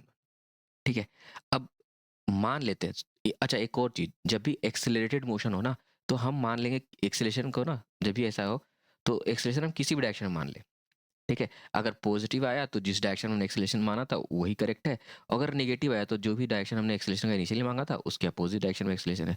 तो यहाँ पे for the sake of values कि यहाँ 100 न्यूटन लग रहा है, 25 निकल रहा है, 25 न्यूटन लग रहा है इस साइड से, तो हम इधर मान लेते हैं एक्सेलरेशन का डायरेक्शन इधर मान लेते हैं, तो इधर एक्सेलरेशन है। तो इसका अगर फोर्स इक्वेशन लिखेंगे तो क्या लिखेंगे, n1 minus 30 equal to 0, which means n1 equals to 30, obviously Newton यहाँ पे। और दूसरा लिखेंगे क्या, 100 माइनस r इक्वल्स टू, इसका मास कितना है 3 इंटू ए, राइट। ये एक इक्वेशन बन गया हमारे पास, let's say this is equation 1। अब हम बात करते हैं 2 kg ब्लॉक पे। 2 kg ब्लॉक पे कौन कौन सा फोर्स लग रहा होगा भाई, तो 2 kg ब्लॉक पे एक इधर से लग रहा है r, ठीक है, ऊपर नीचे लग रहा है हमारा 20 न्यूटन, ऊपर लग रहा है हमारे पास n2 ऊपर के डायरेक्शन में, और इधर से लग रहा है 25 न्यूटन। ठीक है, तो इसमें अगेन वर्टिकल डायरेक्शन में फोर्स इक्वेशन लिखे तो कितना आएगा, n2 minus 20 equal to 0, which means n2 equals to 20 newton. ठीक है, और हॉरिजॉन्टल डायरेक्शन में इक्वेशन लिखे तो कितना आएगा, r minus 25 equals to 2a, इसको मान लिया हमने इक्वेशन 2। अब इन दोनों इक्वेशन को अगर हम ऐड करें, इक्वेशन 1 एंड 2 को ऐड, इक्वेशन 1 एंड 2, तो अब इन दोनों को हम ऐड करेंगे तो 100 माइनस आर और r minus 25, 100 minus R equals to 3a, और ये r minus 25 equals to 2a। इनको अगर ऐड करें तो ये आर आर कट जाएगा, बचेगा कितना 100 minus 25 that is 75 equals to 3 to 5 5a, which means a is equals to कितना हो गया 25 75 by 5 that is 15 metre per second square. हम लेकिन हमें ए नहीं निकालना था, हमें क्या निकालना था आर, तो आर का वैल्यू कितना होगा, R is equals to 2a plus 25 which means 2a, यानी that means 15 into 2 30 plus 25 that is 55 newton. ये हो गया आर का वैल्यू। कोई दिक्कत, एक बार वीडियो को पॉज कर लो, और कोई भी डाउट हो तो प्लीज कमेंट बॉक्स में मुझसे पूछना, मैं इसका जवाब दूंगा। ओके, कोई दिक्कत। अब आगे बढ़ते हैं नेक्स्ट क्वेश्चन पे। इस क्वेश्चन देखो, इससे पहले वाले क्वेश्चन हमने कितने ब्लॉक देखे थे, 2 ब्लॉक, अब यहाँ पे देखेंगे 3 ब्लॉक। अब 3 ब्लॉक सिस्टम में भी सेम रहेगा, ठीक है। लेवल ऑफ डिफिकल्टी थोड़ी सी बढ़ेगी, लेकिन ओवरऑल सब कुछ सेम है। यहाँ पे वहाँ पे सिर्फ 2 ब्लॉक के कॉम्बिनेशन में रिएक्शन फोर्स आ रहा था, अब हमारे पास 2 रिएक्शन फोर्स होंगे, एक इस सरफेस के बीच में होगा, एक इस सरफेस के बीच में होगा, ठीक है। और कुछ ज़्यादा चेंज नहीं होगा। तो अगर हम 2 kg ब्लॉक के बारे में बात करें, तो पहले 2 एंड 5 kg के बीच में हमारे पास रिएक्शन फोर्स लगेगा, लेट से R1, इधर R1, इन दोनों के बीच में लगेगा R2 और इधर R2, ठीक है। और उसके अलावा जो हमारा नॉर्मल लगेगा, इसमें लगेगा N1, इधर लग गया 20, ऊपर इधर लग गया N2, इधर लगा 50, इधर लगा N3, इधर लगा 30। अगेन इधर 50 न्यूटन है, 30 न्यूटन है, तो इधर मान लेते हैं एक्सेलरेशन है हमारा ए। कोई दिक्कत नहीं। तो इसको कैसे सॉल्व करेंगे हम? इसमें हम अगर फोर्स इक्वेशन पहले वाले ब्लॉक का लिखे तो कितना होगा हमारे पास? 50, अगर फ्री बॉडी डायग्राम फर्स्ट वाले ब्लॉक का बनाए तो ऊपर है हमारे पास क्या? N1, नीचे 20, इधर लग रहा है 50, और इधर से लग रहा है हमारे पास R1, एक्सेलरेशन है ए, ठीक है। तो हमारे पास इसको इसका सॉल्यूशन कैसे निकाल, मतलब इसका इक्वेशन कैसे लिखेंगे? तो पहला तो इक्वेशन आएगा n minus 20 equal to 0, which means n equal to 20, right. Then हमारे पास आ जाएगा क्या? दूसरा जब इक्वेशन हम लिखेंगे तो वो होगा हॉरिजॉन्टल डायरेक्शन में 50 minus R1 equals to 50a, right. इसको हमने ले लिया इक्वेशन 1। कोई दिक्कत? इसको मान लिया हमने इक्वेशन 1। फिर हमने दूसरे ब्लॉक का FBD बनाया। इसमें कितना लगेगा? और ये नीचे लगा हमारे पास 50, ऊपर लगा N2, इधर से लगेगा हमारे पास R1 और इधर से लगेगा R2, ठीक है। R1 R2 हो गया और एक्सेलरेशन हो गया इधर A। अब इसका हम फ्री बॉडी डायग्राम लिखें, इसका फोर्स इक्वेशन लिखे तो कितना आएगा?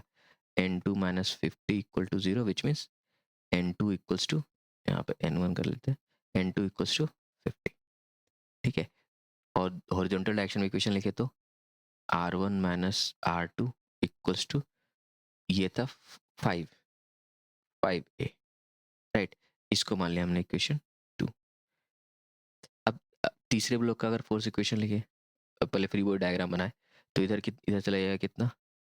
ये हो गया R2, इधर लग रहा है हमारे पास 30 न्यूटन, ऊपर लग रहा है N3, नीचे लग रहा है 30। अगेन वर्टिकल डायरेक्शन में इक्वेशन लिखे तो N3 minus 30 equal to 0, which means N3 equals to 30, और हॉरिजॉन्टल डायरेक्शन में लिखे तो एक्सेलरेशन यही रहेगा। तो R2 minus 30 equals to 3a, which means R2 minus 30 equals to 3। अब यहाँ पे आ गया हमारे पास इक्वेशन 3। अब अगर हमें एक्सेलरेशन निकालना है, तो एक्सेलरेशन निकालने के 2 तरीके। पहले तो मैं ये बता लेता हूँ इक्वेशन से, उसके बाद मैं शॉर्ट ट्रिक बताऊंगा। तो 50 माइनस R1, यहाँ से R1 का वैल्यू अगर हम निकालें तो 50 माइनस 50a इक्वल्स टू हो जाएगा R1, और यहाँ से अगर R2 का वैल्यू निकालें तो R2 का वैल्यू कितना होगा? 3a plus 30। इन दोनों वैल्यूज को हम थर्ड इक्वेशन में, सेकेंड इक्वेशन में पुट कर दें, तो हमारे पास कितना होगा? R1 is equal to 50 minus 50a, and then minus R2 का वैल्यू कितना है? 3a plus 30, and that would be equals to 5a। यहाँ पे इसको सॉल्व करेंगे, 50 माइनस 50a और ये माइनस 30, तो 50, ये माइनस अंदर चला जाएगा तो ये भी माइनस हो जाएगा, ये भी माइनस हो जाएगा। 50 माइनस 30 दैट इज 20, और ये माइनस 50a और ये minus 3a, right. Minus 50a, my mistake, ये 5a होगा, ये 2a होगा यहाँ पे ना, इस जगह पे 51 नहीं होना चाहिए, ये तो मास तो 2 ही है ना। This is a mistake.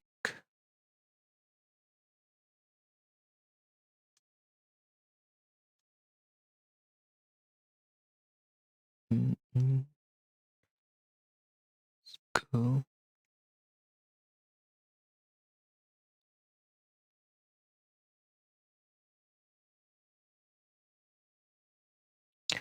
यहाँ पे ना 2a होगा, 50a नहीं होगा, वो मिस्टेक था। तो 50 माइनस, क्योंकि मास तो 2 kg है ना, तो 50 minus R1 equals to 2 into a, और 50 minus 2a equals to R1। तो ये पुट करेंगे तो 50 माइनस 2a, राइट। तो 50 माइनस 30, ये कितना हो गया 20, और -2 और -3 दैट इज -5a, राइट।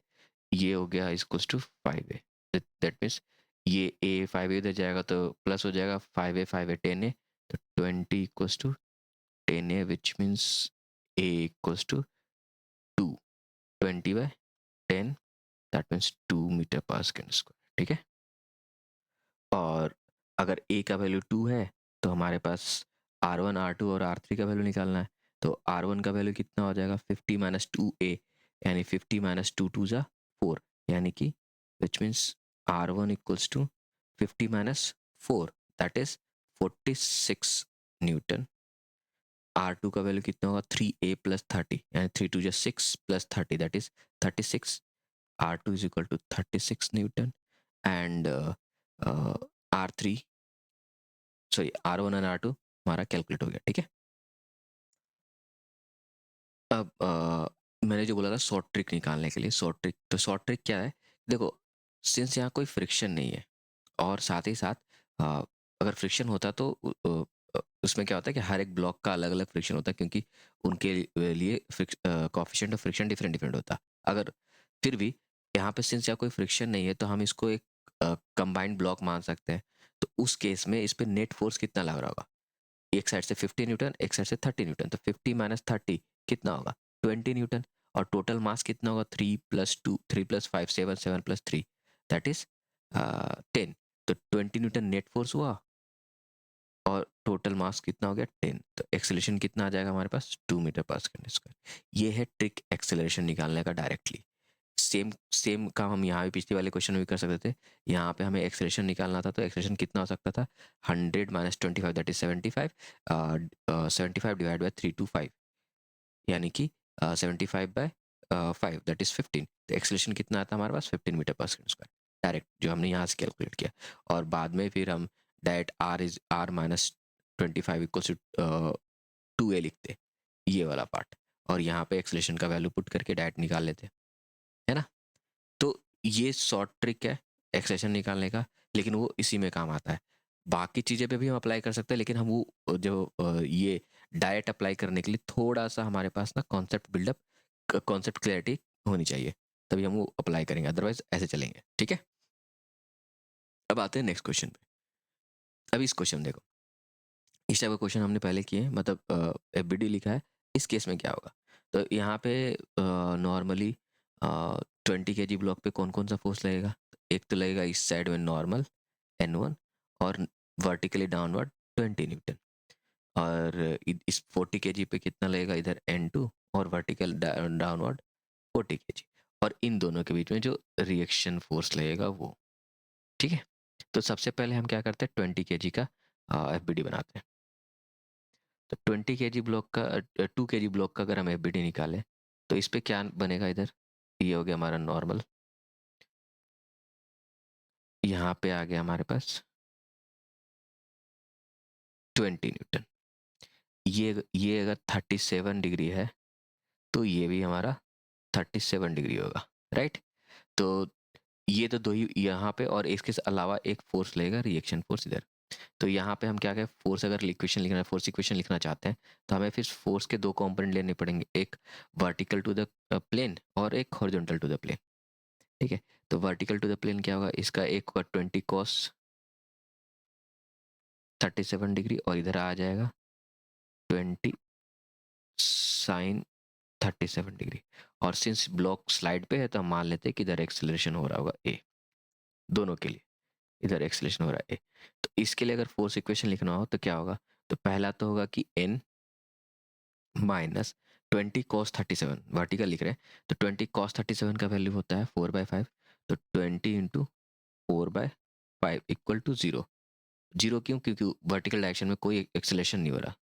तो 5 4 20, यानी कि n का वैल्यू कितना हो गया 16 न्यूटन। अब पहला ध्यान रखना है 16 ही रखते हैं अभी, ये N1 कर लेते हैं इसको ना, तो N1 is equal to 16 Newton, ठीक है, यहाँ पे आ गया। अब दूसरा लिखते हैं यहाँ पे, तो 20 साइन 37, साइन 37 का वैल्यू कितना होता है, 20 साइन 37 का वैल्यू 3/5 माइनस, सॉरी आर भी इधर ही लग रहा है, तो plus R equals to 2a, right. ये होगा क्या, तो 5 4 ज़ा 20, तो 4 3 ज़ा 12, तो 12 plus R equals to 2a, इसको हमने मान लिया इक्वेशन 1।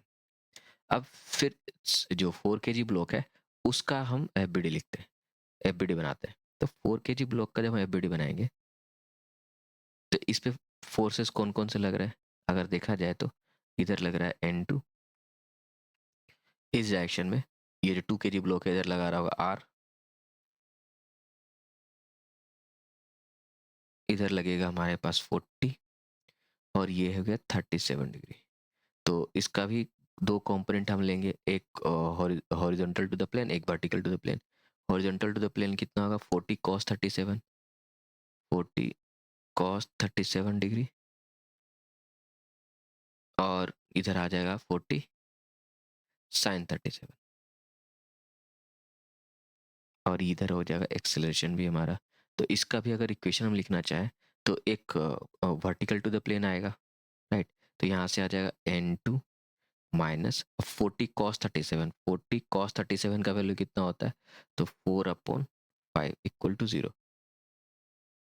तो यहाँ भी N2 equals to 16, my mistake, यहाँ पे ना 2 होगा,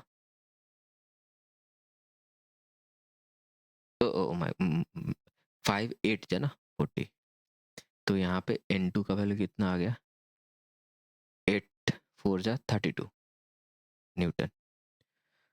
अब कैलकुलेशन में ना मिस्टेक हो रहा है, N2 is equal to 32 Newton, कोई दिक्कत यहाँ पे नहीं।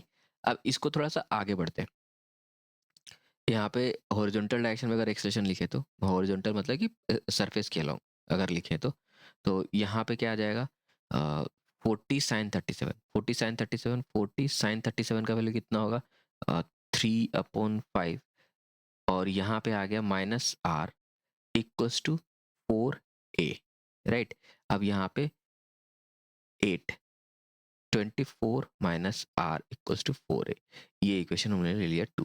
अब देखो इक्वेशन 1 और इक्वेशन 2 को अगर ऐड करेंगे, ऐड इक्वेशन 1 एंड इक्वेशन 2, इन दोनों को अगर हम ऐड करते हैं तो क्या आएगा, 12 plus 24 that is 36 plus R minus R, यहाँ पे हो जाएगा 0 equals to 2a plus 4a यानी 6a। अब इससे हमारे पास a का वैल्यू कितना हो जाएगा, 36/6 that is 6 metre per second square. अब a का वैल्यू अगर 6 आ गया तो r का वैल्यू कितना होगा, राइट। r का वैल्यू हमारे पास ये आ जाएगा, a का वैल्यू 6 है तो 24 माइनस 4 इक्वल्स टू r हो जाएगा, है ना। या फिर r is equal to 2a minus 12, जो भी दोनों में से कोई भी इक्वेशन ले सकते हैं, a का वैल्यू किसी इक्वेशन में पुट कर ले, लेट्स से इक्वेशन 2 में ही पुट करते हैं, तो हमारे पास कितना है, 24 minus r equals to 4 into 6 that is 24, तो r इक्वल्स टू कितना हो जाएगा, 0, क्योंकि ये 24 इधर जाएगा, माइनस माइनस आर इधर जाएगा और 24 इधर आएगा, तो ये 0 हो गया। सेम अगर यहीं पे 6 का वैल्यू यहाँ पर रखेंगे तो 6 2 12, आर का वैल्यू आ गया 0। तो इसका मतलब क्या हुआ कि रिएक्शन फोर्स जो है इन दोनों के बीच में 0 होगा, क्योंकि ये दोनों एक साथ ही स्लाइड करेंगे सेम, ओके। तो एक साथ मतलब सिमिलरली अपने ग्रेविटेशन चलते, ग्रेविटेशनल फोर्स चलते एक साथ, एक ही एक्सेलरेशन से स्लाइड कर रहे हो, इनके बीच में कोई भी रिएक्शन फोर्स नहीं होगा। अगर रिएक्शन फोर्स होता, अगर मतलब हो सकता है कि ये दोनों 20 kg ब्लॉक स्लोली स्लाइड कर रहा होता और 4 kg ब्लॉक ज़्यादा फास्टली स्लाइड कर रहा होता। अगर फ्रिक्शन होता तो फ्रिक्शन दोनों ब्लॉक के लिए डिफरेंट डिफरेंट होता, तो हो सकता था कि इस पे जो लगने वाला फ्रिक्शन फोर्स है वो इसके रिस्पेक्ट में कम है, तो मतलब 4 kg पे डाउनवर्ड अलोंग द प्लेन ज़्यादा फोर्स लग रहा होता और 2 kg पे कम लग रहा होता। तो उस केस में क्या होता, 4 kg ज़्यादा तेजी से नीचे आने की कोशिश करता और 2 kg कम तेजी से नीचे आने की कोशिश करता, तो यानी 4 kg उसमें 2 kg को आगे की तरफ पुश कर रहा होता, तो यहाँ पर रिएक्शन फोर्स आता। पर यहाँ पर रिएक्शन फोर्स नहीं आ रहा, रिएक्शन फोर्स का वैल्यू है 0। ठीक है, कोई दिक्कत? आगे बढ़े। अब देखो हम बात करते हैं पुली ब्लॉक सिस्टम में। अब पुली ब्लॉक सिस्टम होता क्या है, इसमें बेसिकली हमने पुली और ब्लॉक से रिलेटेड प्रॉब्लम देखेंगे। एक दो हमने एक क्वेश्चन देखा था इक्विलिब्रियम वाला, पर यहाँ पे हम थोड़ा और डिटेल में पुली ब्लॉक सिस्टम से रिलेटेड क्वेश्चन करेंगे।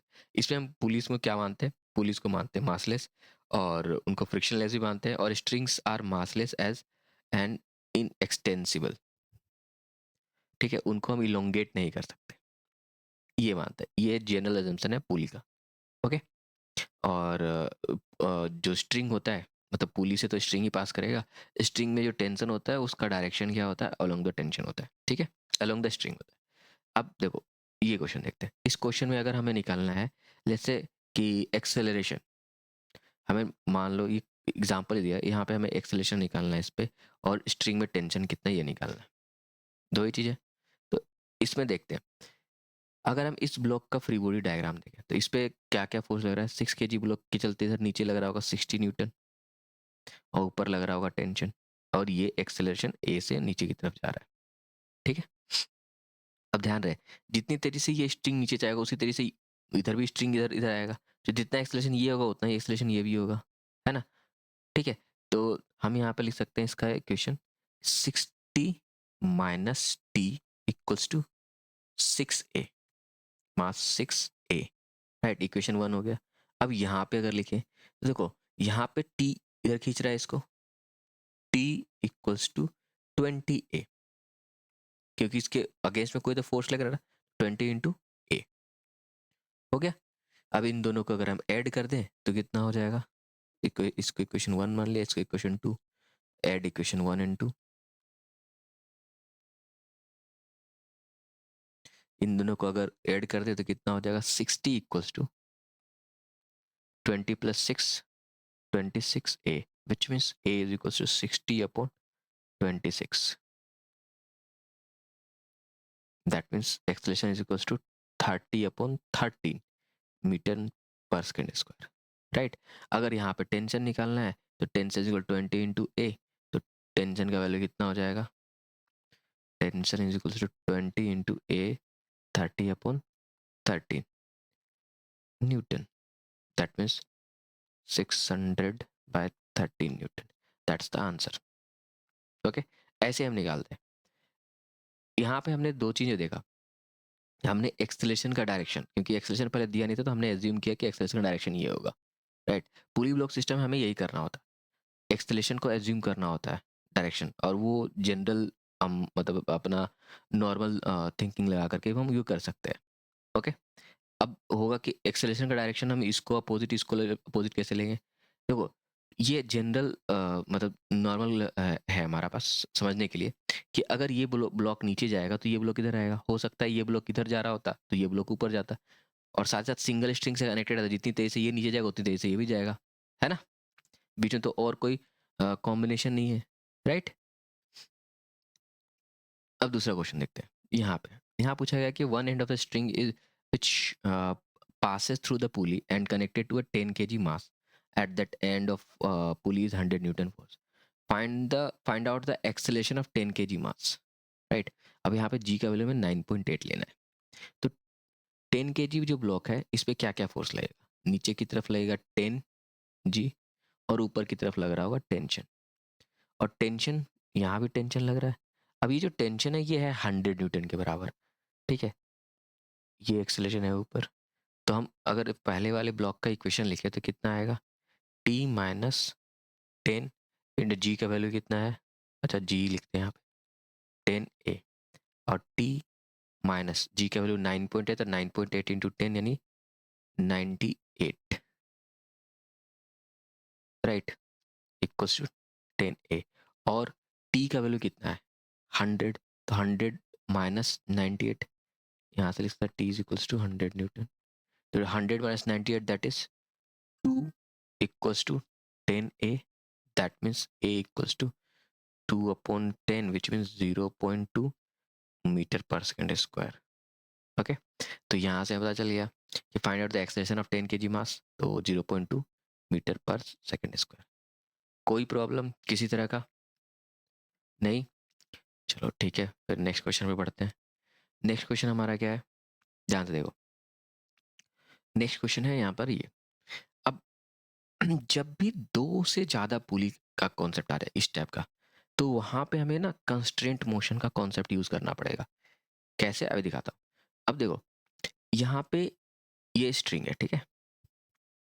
यहाँ पे लेट्स से कि यहाँ पे टेंशन है टी, ये m1 इधर से एक्सलेट हो रहा होगा m1 a1 से, यहाँ पे टी, यहाँ भी यहाँ भी टेंशन टी होगा, यहाँ भी टेंशन टी होगा, ठीक है, कोई दिक्कत नहीं।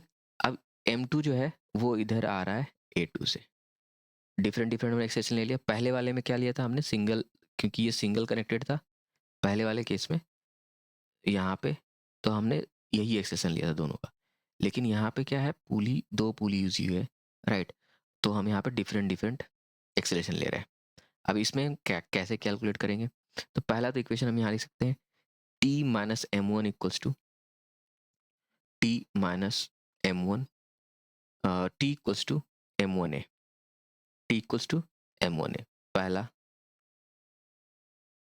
ठीक है। अच्छा, यहाँ पे टी टी ले रहे हैं, जैसे मैंने बताया था कि स्ट्रिंग जगह सेम हो तो एक स्ट्रिंग में सेम ही टेंशन लगता है थ्रू आउट। तो ये इस M2 ब्लॉक पे अगर हम बात करें, तो M2 ब्लॉक पे क्या फोर्स लग रहा होगा, नीचे लग रहा होगा M2G, राइट, ऊपर क्या लग रहा है 2T, तो इसको लिख सकते हैं M2G minus 2T, M2G minus 2T equals to M2A, है ना, कोई दिक्कत नहीं। अच्छा, एक बात यहाँ पे ना A1 आएगा और यहाँ पे A2 आएगा। अब देखो, वेरिएबल दो इक्वेशन है हमारे पास, एक और दो, ठीक है, पर वेरिएबल हमारे पास तीन है, एक टी भी वेरिएबल है हमारे पास, A1 भी वेरिएबल है और A2 वेरिएबल है। और हमें पता है कि किसी भी मतलब वैल्यूज को निकालने तो जितने वेरिएबल होते हैं उतने ही इक्वेशन होने चाहिए, तभी हम सॉल्व कर पाएंगे, राइट। तो यहाँ पे हमें एक इक्वेशन और चाहिए। अब वो इक्वेशन कहाँ से आएगा, तो वो इक्वेशन आएगा हमारे पास कंस्ट्रेंट के कॉन्सेप्ट से। तो कंस्ट्रेंट के कॉन्सेप्ट यहाँ पे यूज करेंगे। तो देखो, कंस्ट्रेंट में हम क्या करते थे, पुली में सभी जो स्ट्रिंग में जितने भी पॉइंट्स है, कांटेक्ट पॉइंट्स, उनको हम मार्क कर लेते हैं, ठीक है। अब उनको मार्क करने से हम अच्छे से उनके फिर उनके बीच में रिलेशनशिप लिखेंगे। अब इस पॉइंट का एक्सेलेरेशन कितना है a1, और ये इधर जा रहा है, यानी कि ये स्ट्रिंग के लेंथ को कम करने की कोशिश कर रहा है। और जो हमने देखा था, याद करो, कि जब वो भी स्ट्रिंग को लेंथ को कम करता है उसको निगेटिव लेते थे, और स्ट्रिंग के लेंथ को जो इंक्रीज करने वाला होता था उसको पॉजिटिव लेते थे। तो यहाँ पे क्या होगा, इस पॉइंट का एक्सेलेरेशन ये ले लेंगे हम -a1। इस पॉइंट पे ये पॉइंट कहीं आगे मूव नहीं कर रहा, तो इसके लिए एक्सेलेरेशन कितना लेंगे हम, 0। तो 0 अगेन, इस पॉइंट पे 0, इस पे। अब सिंस ये नीचे जा रहा है, ब्लॉक के साथ साथ ये भी जा रहा है, तो ये नीचे जा रहा है, ये पॉइंट भी नीचे जा रहा है। अब ये पॉइंट जो है ये स्ट्रिंग की लेंथ को इंक्रीज करने की कोशिश कर रहा है, तो यहाँ पे +a2, ये भी पॉइंट नीचे जा रहा है, इसमें भी +a2, और यहाँ पे ये पॉइंट फिक्स है, तो ये +0 इक्वल टू 0। तो यहाँ से हमारे पास कितना आ गया, 2a2 इक्वल्स टू a1, ये एक थर्ड इक्वेशन आ गया, ठीक है, क्लियर। थर्ड इक्वेशन कहाँ से आया हमारे पास, कंस्ट्रेंट इक्वेशन, जो हमारा कॉन्सेप्ट ऑफ कंस्ट्रेंट्स था उसका यूज करके हमने ये इक्वेशन निकाला। अब ये जानने के लिए हमें फोर्स एनएलएम का जो है पहला जो वीडियो है लेक्चर 1 का, वो देखना, वहाँ पे मैंने ये अच्छे से एक्सप्लेन किया है कि हम कंस्ट्रेंट में इक्वेशन कैसे लिखते हैं कंस्ट्रेंट के लिए। तो 2a2 इक्वल्स टू a1, कोई दिक्कत नहीं। अब ये a1 का वैल्यू जो है ना यहाँ पुट कर दे इक्वेशन 1 में, तो हमारे पास क्या आ जाएगा, t इक्वल्स टू 2m1a2, ठीक है, ये इक्वेशन हो गया 4।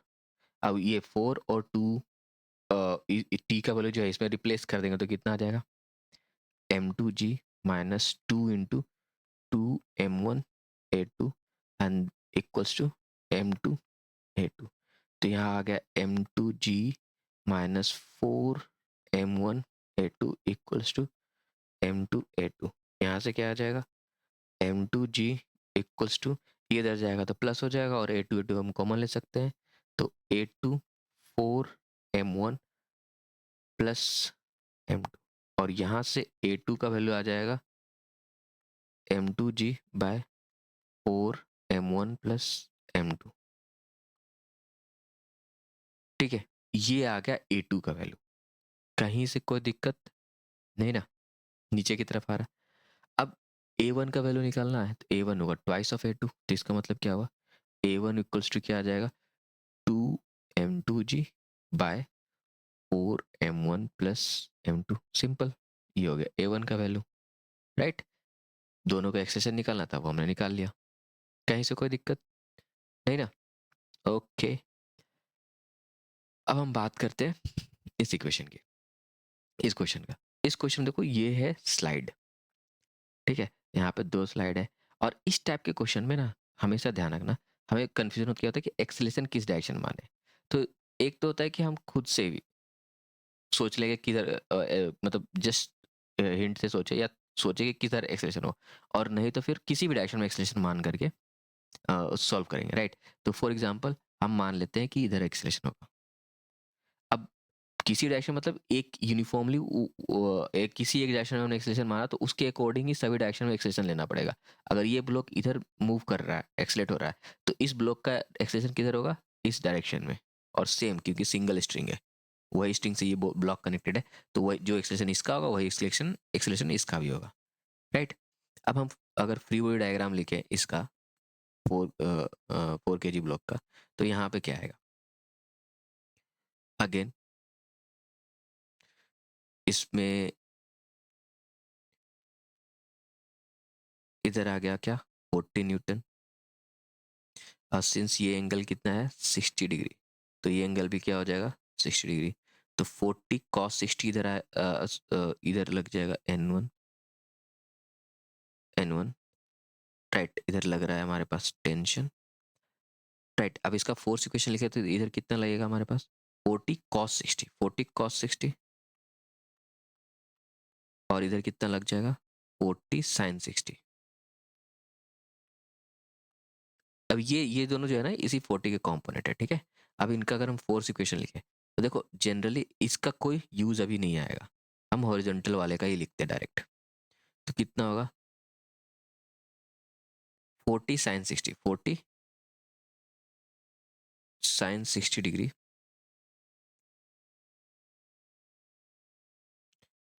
40 sin 60 degree minus T equals to 4a। अब इसको sin 60 का वैल्यू कितना होता है, √3/2, तो 40 √3/2 minus T equals to 4a, right.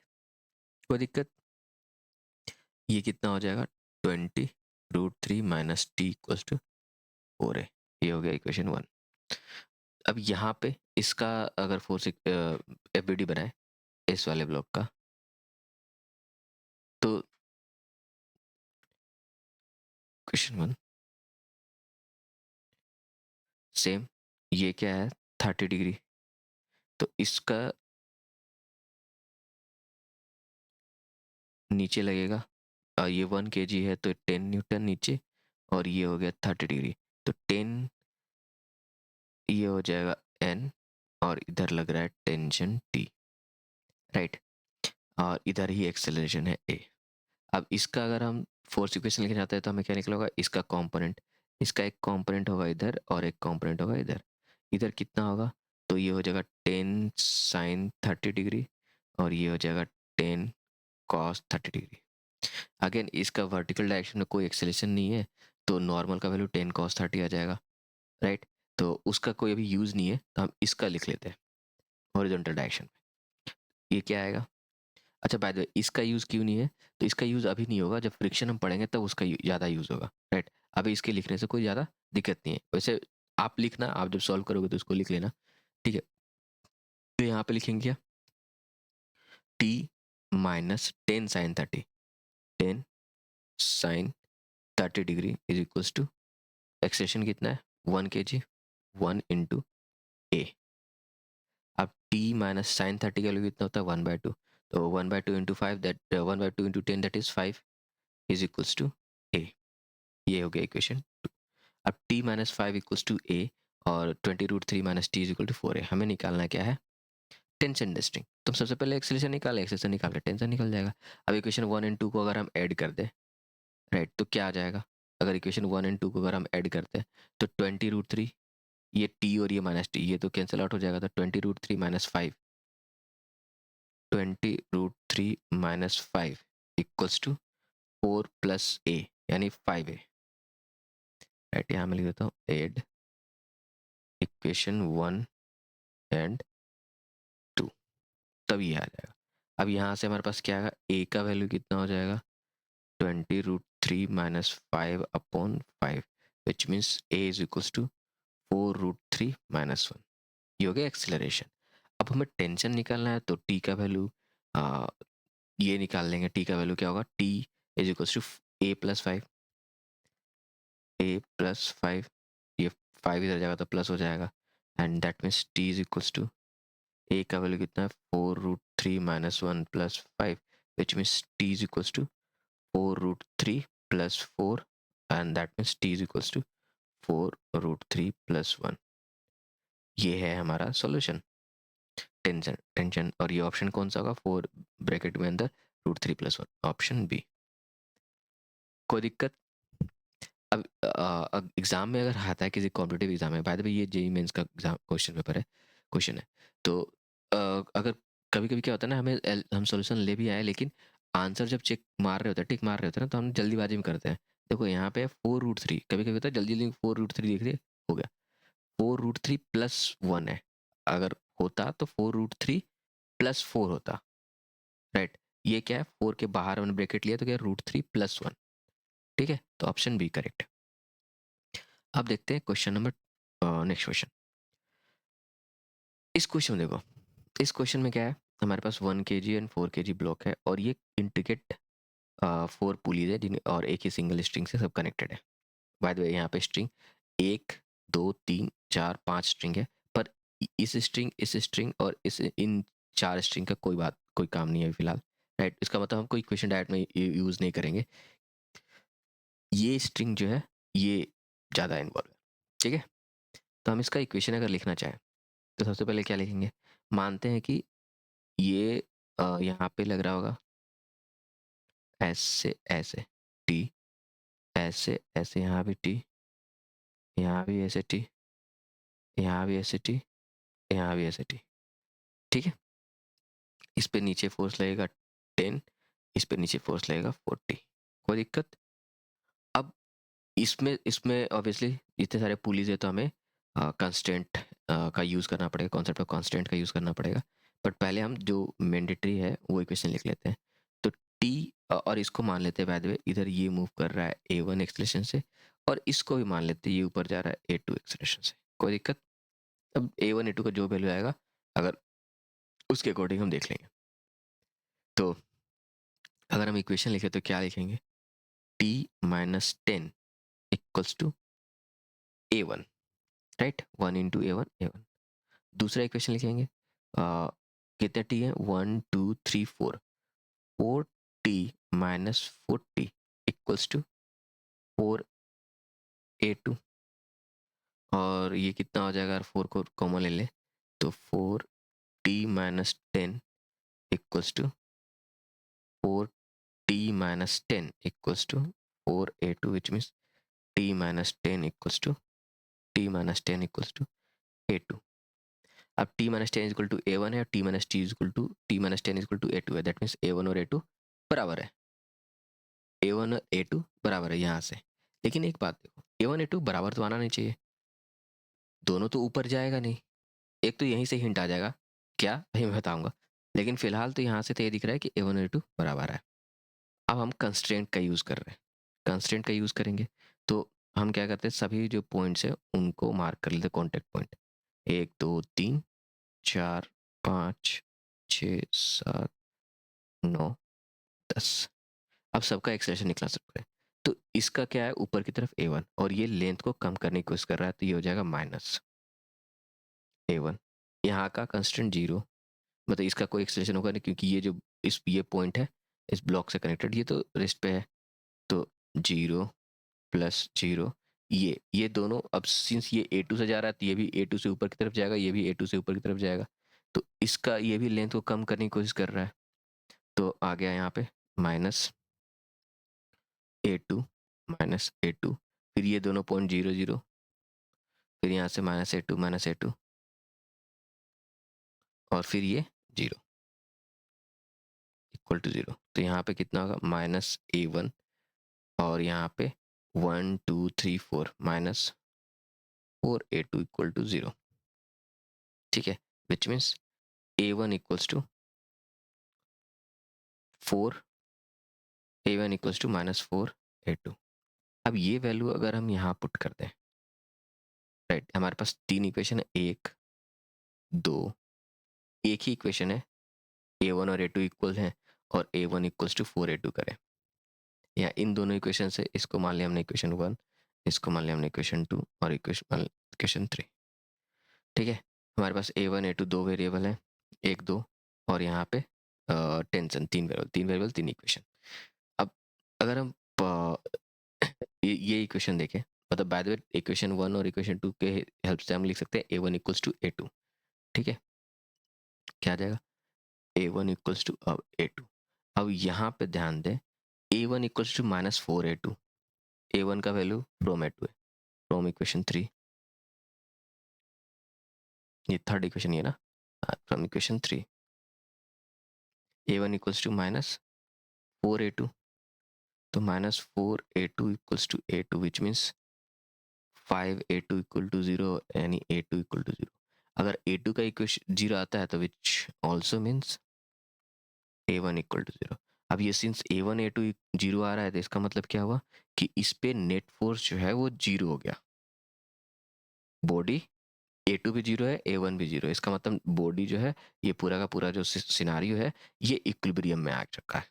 ठीक है, ये पूरी तरह सिनारियो इक्विलिब्रियम में आ गया, कोई दिक्कत नहीं। ठीक है, अब हम आगे बढ़ते हैं नेक्स्ट क्वेश्चन में। अब ये क्वेश्चन देखो,